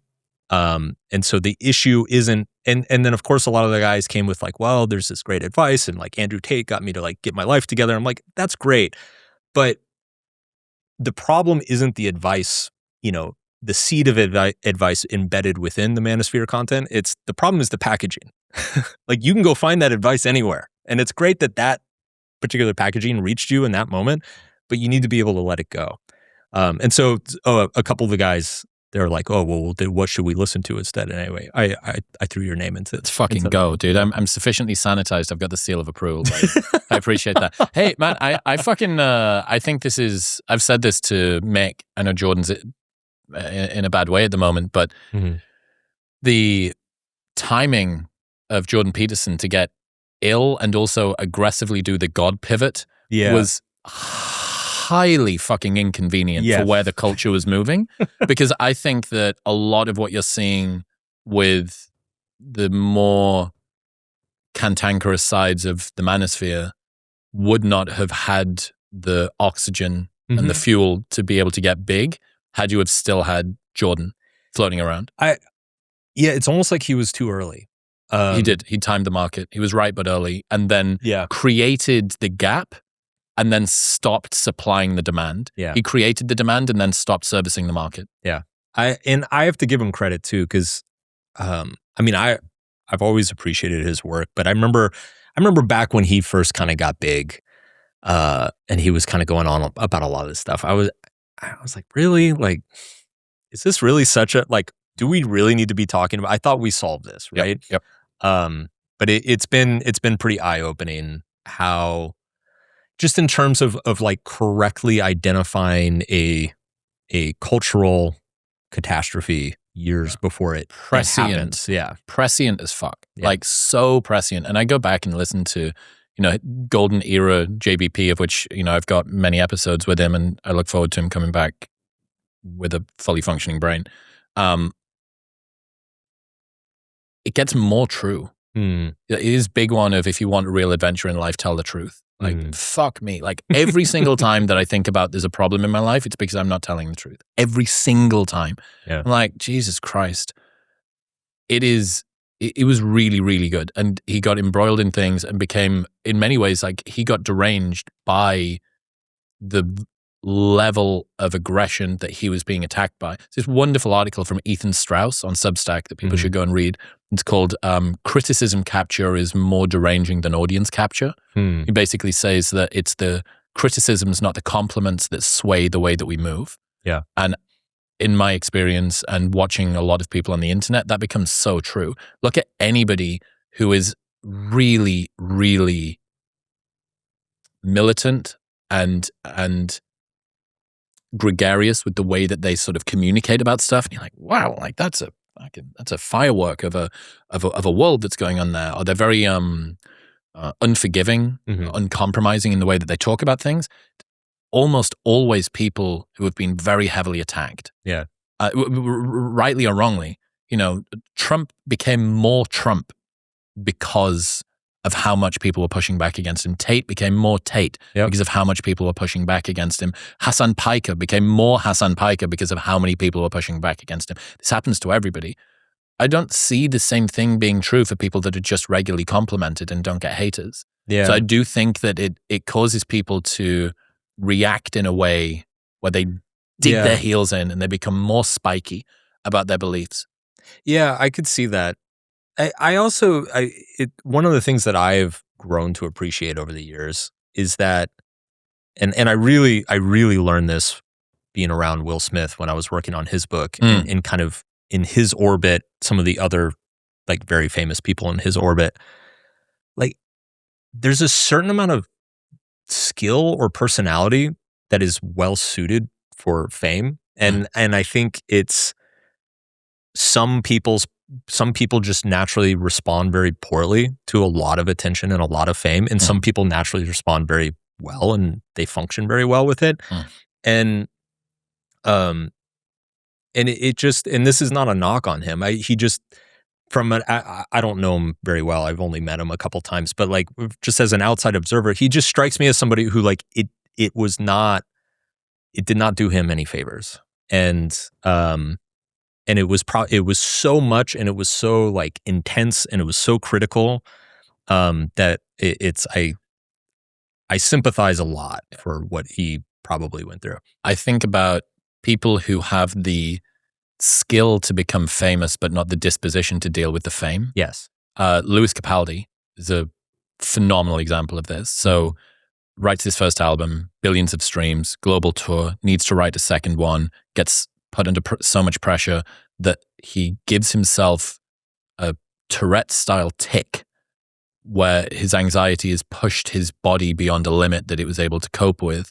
Then he steps out on stage at the O2 and Glastonbury, I think, and is under so much internal pressure that he can't get the words out and he can't sing and then completely goes away, and then comes back maybe a year or 2 years later, main stage of Glastonbury again, and plays a new song, which is all about his desire. He says, I swear to God, I'll survive, even if it kills me this time.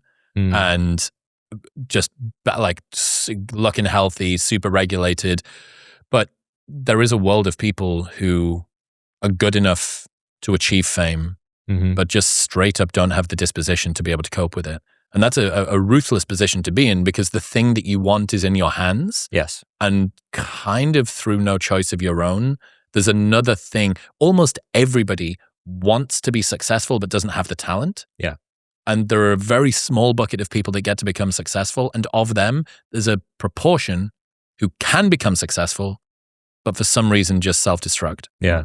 Detonate this thing that they've worked their entire lives to try and get. And that's like, no one's going to give them sympathy, velvet, fucking prison, champagne problem. It's a unique kind of pain to get to the top of the mountain and find that you threw yourself off. Well, in that throwing off, like, I mean, it can be catastrophic. I mean, if you look at what he's gone through the last few years, or if you just classic celebrity stories, right? You know, Kurt Cobain or Amy Winehouse or like P. Diddy. Yeah, P. Diddy. Got you. Yes, that is one way to self-destruct. But it's, you know, you can see it play out in a lot of different ways. The other thing that like I really grew to appreciate being around Will is like there's a systemization of fame. Like him and his team had they had guardrails built around him. They had, they had systems of like, here's how you deal with unruly fans in a way that like doesn't upset anybody. Here's how you like guarantee his privacy in certain places without like disturbing his weekend. You know, here's how you make sure he gets enough time to like rehearse and, you know, learn his scripts.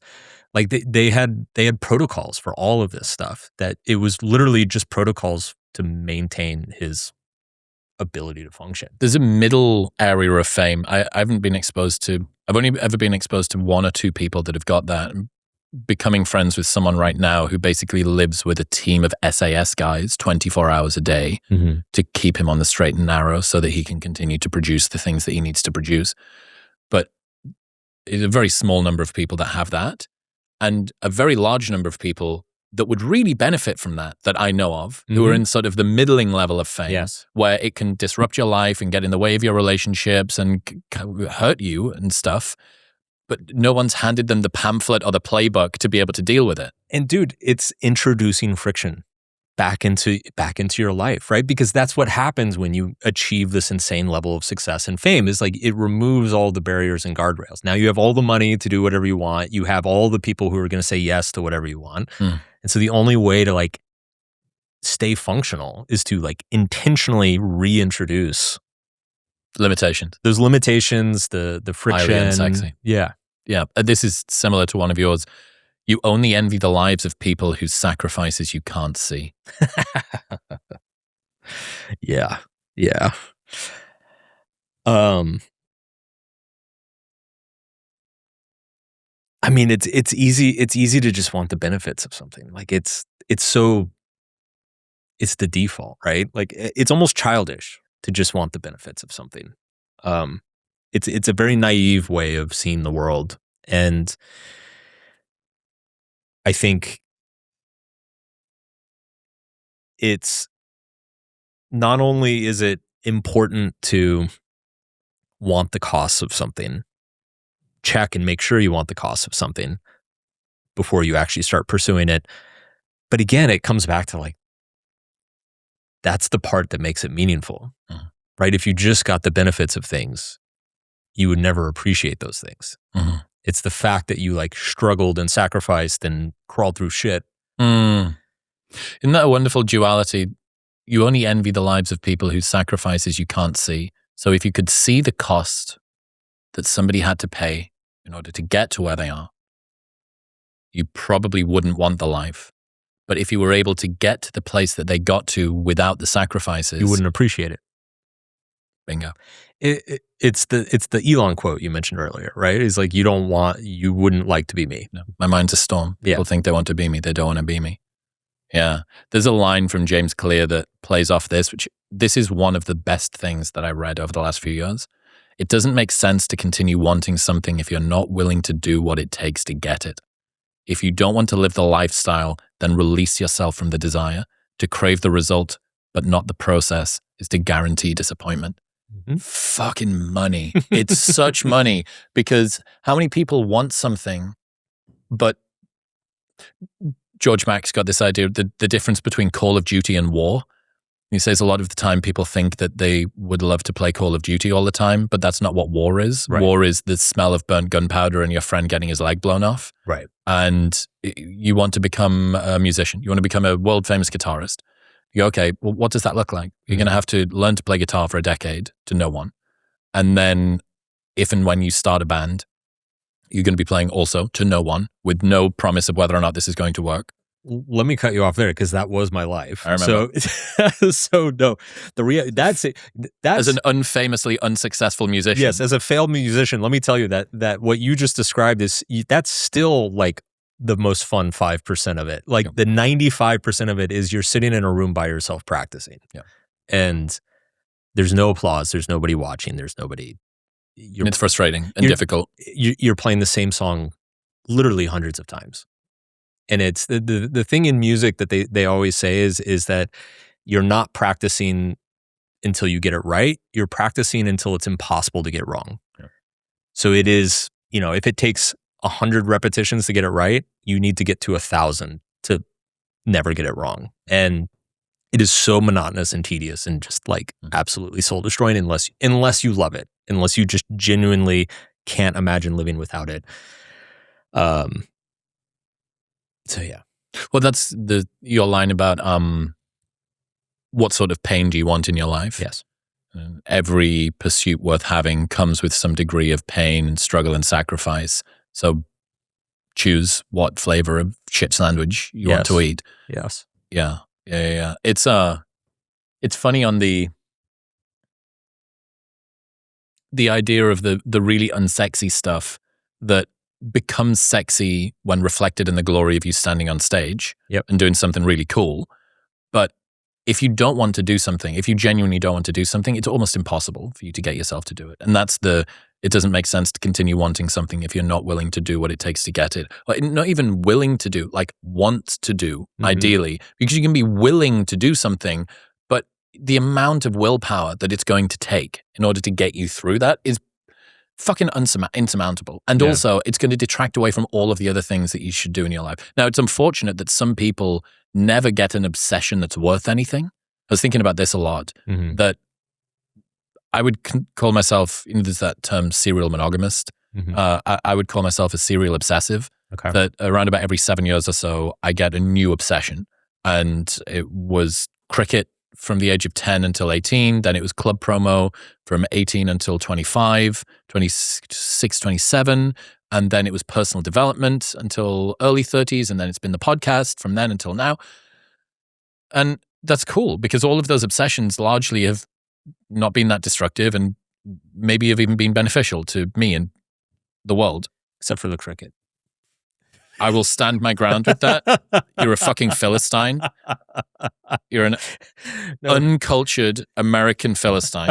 Okay. And it's and anything that is in America is derivative of something that happened in Britain. It's more boring baseball, and considering how boring baseball is. I disagree. It's a sport that's only played when the weather's good. Okay. It lasts for 5 days and sometimes ends in a draw. It's almost Jesus Christ. It's almost mandatory to drink. This sounds like a circle of hell. No, it's not. It's England. Okay. And which is a circle of hell. No. That's incorrect. That's highly. I love it. That's highly offensive. I love England. And do. Good. Yeah. Here's 10 years of therapy summarized in 1 minute. Number 1, no one is coming to save you. Being a functioning adult means realizing you are responsible for everything in your life, even if it wasn't your fault. Number 2, strong boundaries make for good relationships. Weak boundaries make drama.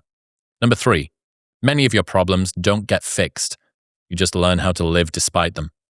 Number 4, your mind lies to you all the time. It will tell you that the world is ending when it's not, that a mistake is fatal when it's not, that everyone is thinking about you and laughing about you when they're not. Learn how to tell your mind to shut the fuck up. Number 5, stop trying to convince people to like you. The right people won't need to be convinced, and everyone else is just going to get very annoyed.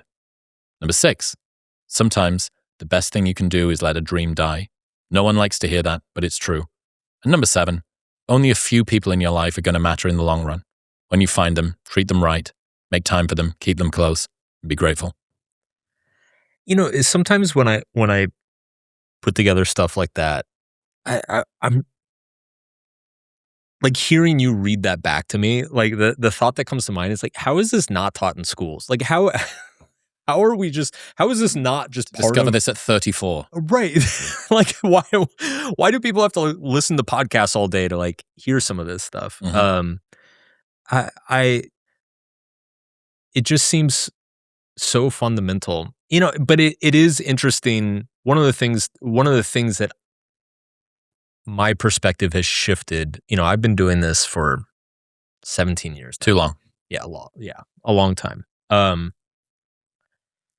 when I look at things that I've either changed my mind about or changed my perspective on over the course of my career, I think one of the big ones is that, early in my career, I really thought it was all about just like ideas, information, knowledge, right? It's like there's like a few pieces of key knowledge that if you can kind of figure it out, if you can dig through enough psych studies and find the application, like it's just going to be a key that unlocks all these areas of your life. And I think if you are a consumer of personal growth advice, like that, the experience you have often feels that way. But I don't think that's true. I think actually what is true is that there are just certain concepts, ideas, principles that are pretty obvious and we all kind of already know them, but we lose, it's extremely difficult to keep them in front of our face through day-to-day life. And so we need rituals and reminders consistently. And I actually think that for most of human history, I think religion was that mechanism of those reminders to like keep people like, hey, nobody's like, you're responsible for this. Hey, treat people well. That person matters, like let go of the small stuff. But I think in our modern world, it's most people are losing that. And so you're almost seeing this like reinvention of those rituals online through like what you and I do through podcasts and Instagram and YouTube and all this stuff. And I do it as well, right? It's like I've got my shows and I've got the channels I follow and the people I follow, and it's like it's not that any individual piece of information is like changing my life, unlocking this whole area of my life. It's just like, oh yeah, it's a good reminder. That's so true. I think because the modern world is filled with novelty, anything that we've seen before, we don't usually want to hear again. Yeah. We think, well, I already know that, even if you don't. Even if there's 10 things that you basically just need to hear over and over again. What you need to do, I think, is play the game of novelty whilst just re-delivering the same core message. Yes. And that's going to be anti-mimetic and wholly unimpressive to people. This is the fucking clean your room thing again. This is the tell the truth thing again. Oh, neediness, is it? And you go, okay, well, I can lie to you and create this sort of fugazi gaslight thing where I say, this new thing is the big unlock. Right. Or I can just try to repackage stuff that is the existing concept. So it satisfies your desire for novelty and my own desire for novelty whilst reinforcing the principle that is most accurate. Mm-hmm. And that's really, I think, what a lot of the game is now. And we were talking before we got started. I think that very, very dense information consumption and over-optimization is kind of dead in the water. Mm-hmm. And the alternative is reminding people stuff that they already know in a manner that just, you know how the Ebbinghaus forgetting curve works? Like it's spaced repetition. It's why Anki flashcards and stuff work like that. Yeah. Basically, you need that, but with novelty added in, so that people are just regularly reminded, oh, yeah, like, I just need to like go for a walk and sleep more. Yeah. Oh, right. Yeah. I probably need to say how I feel to my partner when something upsets me. I've started, one way I think about it sometimes is that a lot of this advice, it's almost like having a fire extinguisher in the room. You know, like it's, you've probably had the experience where, you know, maybe you read something 5 years ago and you're like, yeah, it's obvious. I know that. And then something happens in your life, right? It's like you get dumped or like somebody dies or you move across the world and you're like, suddenly you're like, oh my God, I need this so bad right now. I did that. Well, one of the most embarrassing things is to realize that the problem you're facing was solved by something that you learned long ago. Yes, but didn't appreciate. And then have to now go and relearn. Yeah. And you're like, oh, fuck. Or that you're now facing a problem that you faced in the past and that you not only learned something, but a specific type of pain that both me and you do. You go, oh, I wrote about this. I fucking wrote this thing. Dude, tell me about it. And I'm like, tell me about it. Yeah. Yeah. So I had, speaking of like, you know, ascending the mountain and struggling to deal with fame, you know, when my book took off, you know, I went into a real identity crisis. I think I've talked to you about this before on the show, but, you know, I had that first year or two when my book was #1 everywhere. It was like just all these crazy things happening. I felt super disoriented and like very lost and kind of went through a little bit of a depression, became like— I got everything I ever wanted and it made me depressed. Yeah, pretty much. And like massive imposter syndrome for a period of time. And started saying yes to a bunch of things I didn't want to say yes to, right? And so then I ended up in this situation where I'm like, I feel trapped in my own career. I'm like obligated to do all these things for these people that I don't really want to be doing. I'm like stressed all the time. I'm anxious. My health's going to shit. And it's— I'm fat. And I'm fat on top of everything else. Just add insult to injury. Yeah. Fucking fat. And and it's so funny because I remember when I was doing my film, you know, it was we were doing a film on the subtle art of not giving a fuck, and I hadn't really read the book since I wrote it, and so I went back. I'm like, well, I should probably read my book again. So I went back and I read. This was like 2018, 2019. I went back and it was like all the shit I'd been spending the last 2 years dealing with. It was like in my own book. And I'm like, I'm fucking all of this up. I'm saying yes to things I don't care about. I'm like overloading my life with all these distractions. I'm like not standing up for myself. I've like lost clarity on what I value. Like just like chapter by chapter by chapter, I'm choosing the wrong struggles. Yeah. And it was rough. It was really rough. I had to really have like a heart to heart with myself of like, dude, whoa, get it together, man. Yeah, it's like personal growth Groundhog Day. Yes. One thing that I think is kind of important. I understand how you can say, hey, look, there's a small bucket of principles, over-optimization, thinking about your life too much, all of these things. Like you're majoring in the minors, et cetera, et cetera. Mhm. That is true once you've been through it. Yes.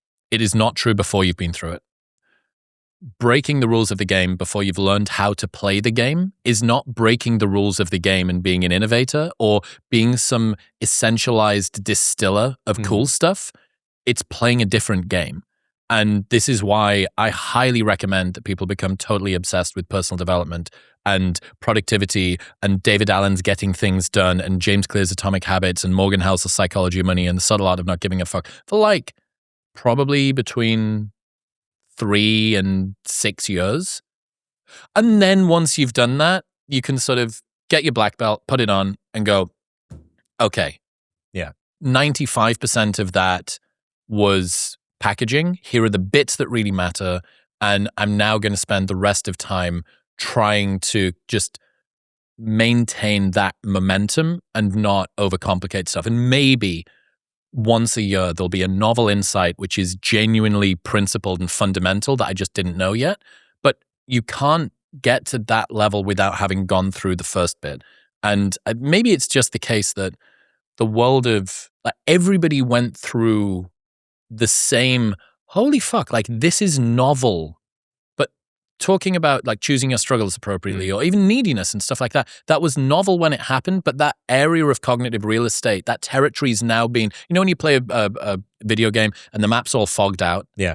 And then after you've played it for a while, the areas get opened up. It's like, well, that area's opened up now. So assuming that you've gone through this process, previously it was kind of like humans were moving at the same level that technology developed. Yeah. But if you start doing personal development now, there's so much technology that you can speed run all the way up to the top. Whereas for us, it's like, wow, telling the truth is something, this is revolutionary. Not that I've just discovered it, but it's just been said. Yeah. Right? This is groundbreaking research. But because there's so much to go through, and maybe it's just the case that the era that we're in had a formative hockey curve, like J-shaped thing where, wow, there's a fucking ton of insight that's repackaged ancient wisdom for a secular world that's distilled down into good language that's memorable. I'm learning this as it goes and a new book and a new book and a new book. And now we're at the stage where much of that territory that's important has been captured. Yes.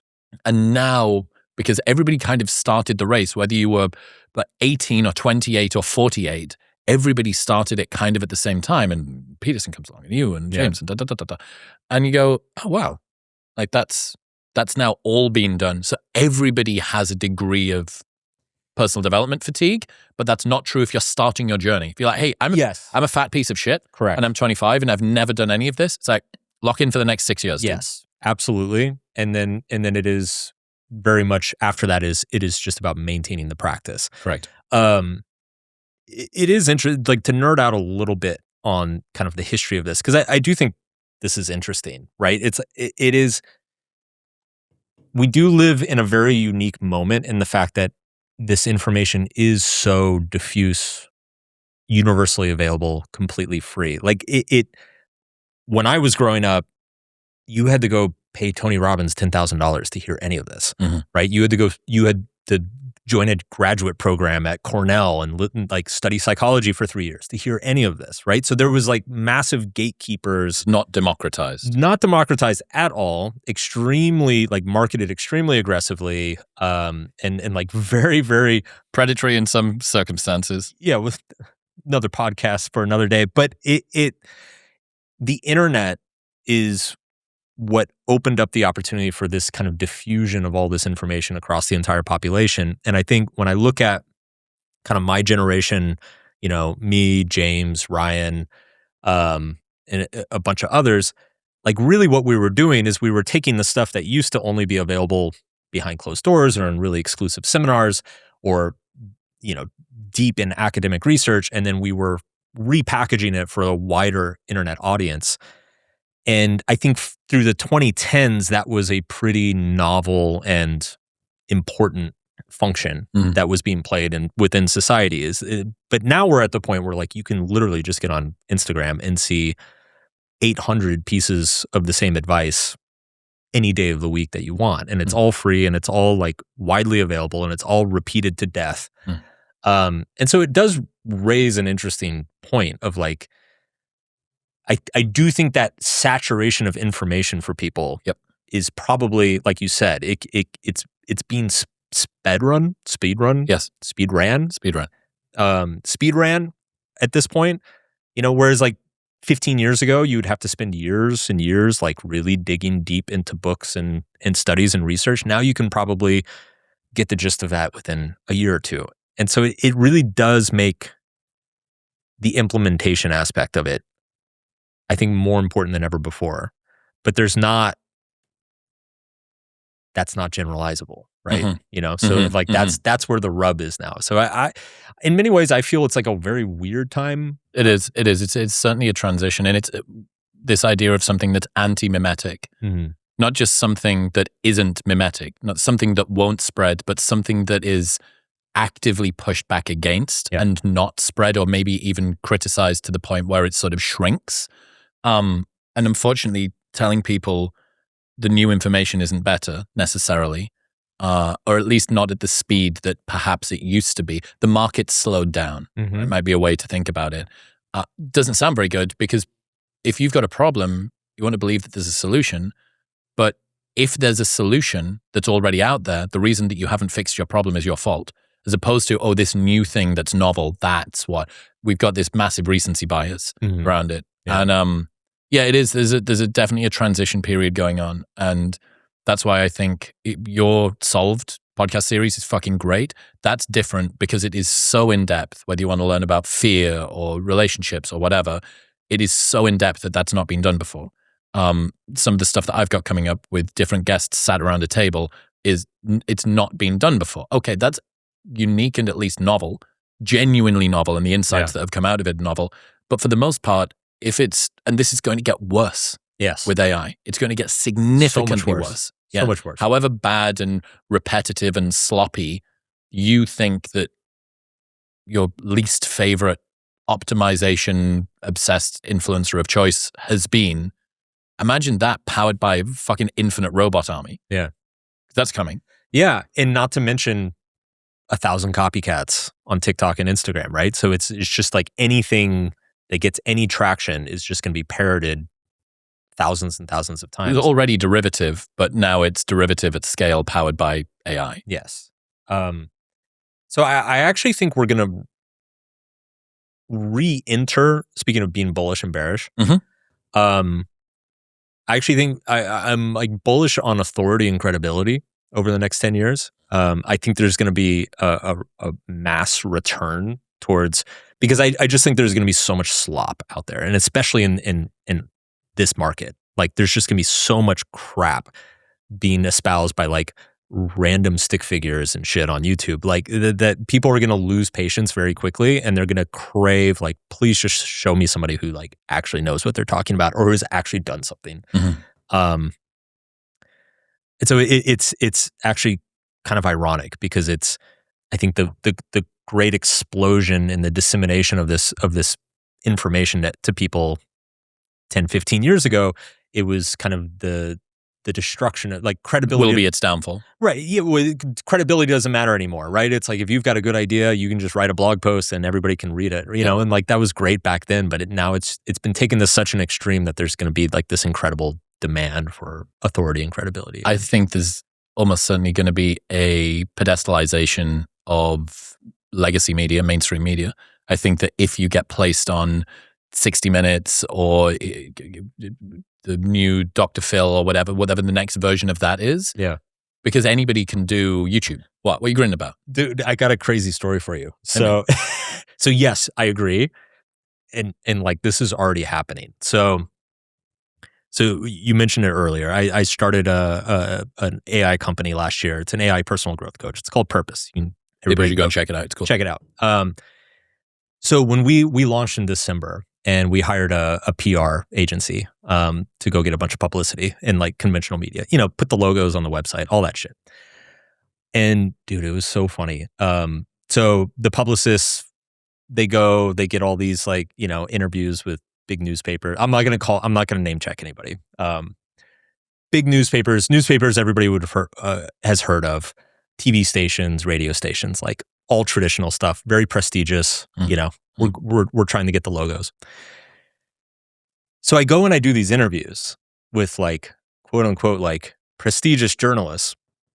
And we talk about the app for like 10 minutes or whatever. And you can tell that like, they don't give two shits. Like, it's just, they've got some generic article that they're doing about like AI products or whatever. And they're just going to drop a quote from me in it and mention the product. And so it very like half-assed 10-minute conversation. And we wrap up very quickly. And I'm like, okay, well, this was very fast. And then the journalist would be like, well, wait, while I've got you here. So I'm working on a book right now. And I was wondering if I could run some ideas by you. This happened 3 times. 3 times. So basically what happened was the journalists understanding their position, which is prestige media. This guy needs a logo for his website, because I'm the logo. Right. I'm the logo. I'm working on a book. This guy's a huge best-selling author. Prestige for expertise, trade. Let's barter. Motherfuckers, dude. So most of those calls was me giving career advice in exchange for a quote in their fucking newspaper. I would have just said to all of them once they've done it, it's like, I think your idea is shit. I'm sorry. I think your idea sucks. Nobody's gonna read this. Yeah, Give up. I highly recommend that you don't do it and just leave them all dejected. Oh man, it was crazy. It's a weird world, man. Sorry to interrupt your scrolling, but this is a friendly reminder that your time on this earth is extremely limited, and everyone you love is going to die one day. So maybe you should put the fucking phone away and go and do something meaningful. Dude, the death salience thing is just it's magical, isn't it? Isn't like memento mori? Like, it's just so magical, and especially like, I guess with like, the doom scrolling kids these days, like it is, it's such an important practice, I think, to just like take that moment, not every day, but like periodically, of like, is this, if I were to die soon, is this what I would want to be doing? If when I'm 80, am I going to look back and be proud of what I'm doing? And it's that's one of those things. I'm glad how mimetic that is. Correct. It's because I remember so in Subtle Art, the last chapter is called "And Then You Die," and I remember my publisher was like, this is kind of dark. Are you sure? Publisher thing. Supposed to finish it on an up note. Yeah, exactly. You'd be all inspiring and everything. But I felt really strongly about it because it's just like the kind of being confronted with death had been like so impactful in my life. And it was a big part of Stoic philosophy, Buddhist philosophy, a bunch of different philosophies.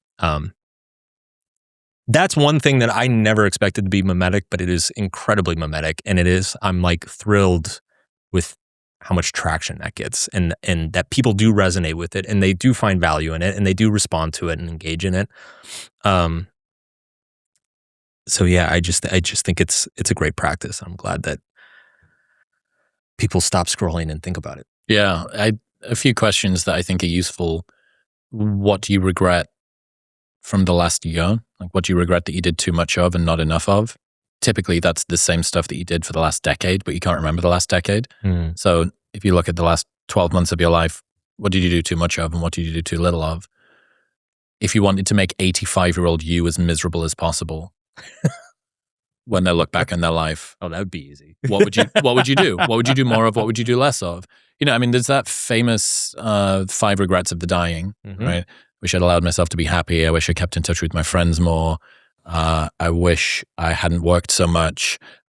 We are maybe just about to breach the first wave of people who are had a good chunk of their life spent on their smartphone and on devices who are about to die, it has to be number one. Yeah. It has to be number one. Yeah.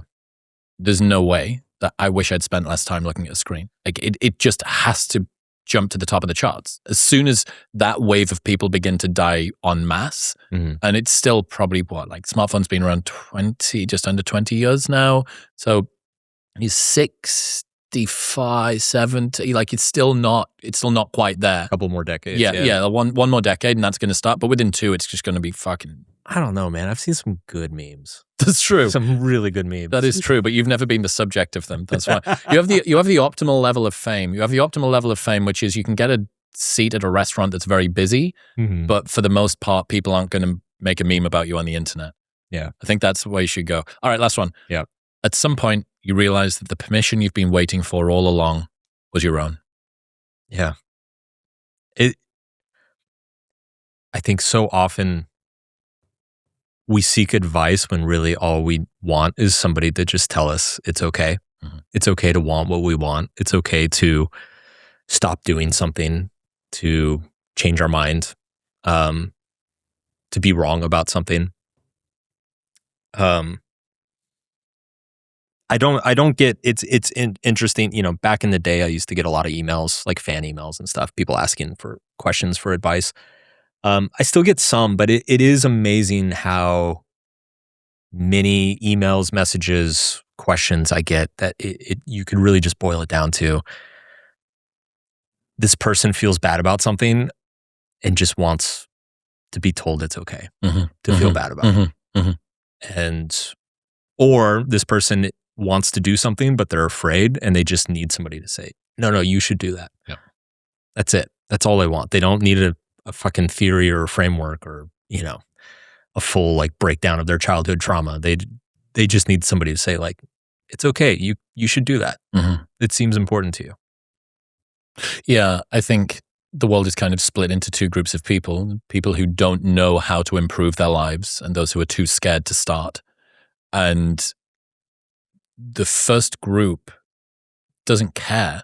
Like they're going to do what they do. They're not going to overthink it. And then there's another group that's paralyzed by their capacity to think. Obviously, there's people that manage to overcome that. But almost anybody who is thoughtful and making shit happen in the world has had to overcome their thoughtfulness. Like their thoughtfulness is the fuel, but it's also the barrier to getting there. Because as we said right at the top, the degree of uncertainty that you have is paralyzing. It keeps you in place. So yeah, someone coming along and going, hey man, like it's okay to want that thing, or it's okay to not think that that thing's cool. You should try and do that thing. You just should, and close the loop, and that's fine. You know, I describe myself as having a lifestyle-wide praise kink, which I respond well to encouragement. I respond really fucking well to encouragement. And there's 2 types of British people. There's British people who thrive on mutual piss taking. Yeah. And there's British people that were meant to be American people. And I'm in the latter camp. Like you're a very enthusiastic country, right? You we are. You basically have permanent first line cocaine energy. That's what it is. That's it. And I want to make enthusiasm great again, and I want to re-export it back to the UK. Yeah, mega. And that was just something for me. That was a pathway for me. Hey, I'm happy to do the mutual piss taking, sat around a table with my boys. But when it comes to really going for stuff, I much prefer to be around people that are like, yeah, you got this, go and fucking crush it, as opposed to gay. Like the first one works for me.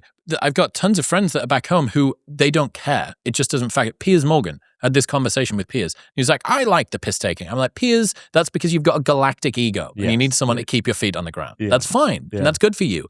Those of us that are a little bit more permanently unsure, for me, it's good. The encouragement thing's good. And that's very cringy in the UK. Yeah. So you export yourself to the US, where that's that runs much more in the pioneer spirit.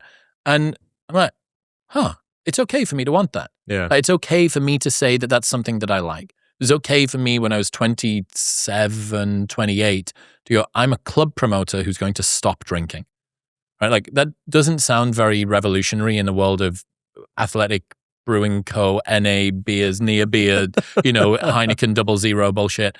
But I mean, in British culture, as a club promoter in 2016, it sounds insane. That was me inventing fire. Yeah. And sometimes people can do stuff without anybody telling them that it's okay. But a lot of the time, that's what people are looking for. I'm worried about this thing happening and I'm scared. Mm-hmm. And someone will go, it's all right, man, you got this. Or maybe you don't, but you'll be all right anyway. Like, yes, I'm okay no matter what happens. That too. I tend to notice this this is pretty proportional to age, right? Like it's young people, I feel like need this reassurance all the time. I feel like as you get older, you just start realizing you're like, nobody knows what the fuck they're doing. And no one was thinking about you anyway. Yeah, nobody. Yeah, exactly. Nobody's really gives a shit what you decide. It is interesting. The British culture thing. Hearing you describe it, it feels to me as an American, it feels like the epitome of the I'd rather be right than happy. Yeah, it's or maybe it's like I'd rather be snarky than happy. Like it's I'd rather be snarky than cringy, and cringy is being enthusiastic. Yeah, because if you plant a flag in the ground and say this is my position, you create a criteria for success, which also means you create a criteria for failure. Yeah. And that means that if someone can snipe away at it, they can make you fail, but also that if you succeed, you leave them behind. So there's this wonderful difference between American people and British people. American people hope that you succeed in case you take them with you. And British people hope that you fail in case you leave them behind. And I wish it wasn't true. And it's not for everyone. Yeah. But many of the people, like the UK had the second highest millionaire exits in 2024 behind China. But China's got 13 times the population or something. It's insane how much bigger it is. So per capita, we lost the most millionaires by multiples. Why? It's not a very welcoming environment for people that want to do different things, that want to be innovative, that don't want to sort of follow that path. And it doesn't matter about whether or not you want to be a fucking millionaire or not. Yeah. But if you want to make a change to your lifestyle or the way that you look or the things that you think or the culture that you're embedded in or the way that you raise your kids or whatever, it's just not that welcoming. And that's why we have the same number of universities in the top 10 globally, but American universities produce 5 times more entrepreneurs than British universities do. And remember that we have an international fucking cohort. Yeah. So people come, get contorted by the culture, and then leave with this veneer, this sort of varnish that's gone on top of them. But yeah, it's an interesting one, dude. Look, I appreciate the fuck out of you. It's fascinating to watch this, whatever we're in, some renaissance. I don't know whether it's a renaissance or a dark ages that's happening, but there's something sort of twisting and changing in this world, personal growth, personal development, and I really fucking appreciate that you're there helping to steward it in whatever way you can. Yeah. It's really cool. Same, man. Same. Thank you. Cool. Thank you. What's where people go? markmanson.net, Solve Podcast, and purpose.app, free 7-day trial. Check it out. Mark Manson in your pocket, but without the touchy-feely thing. Yeah, so it's an AI that's optimized to challenge you.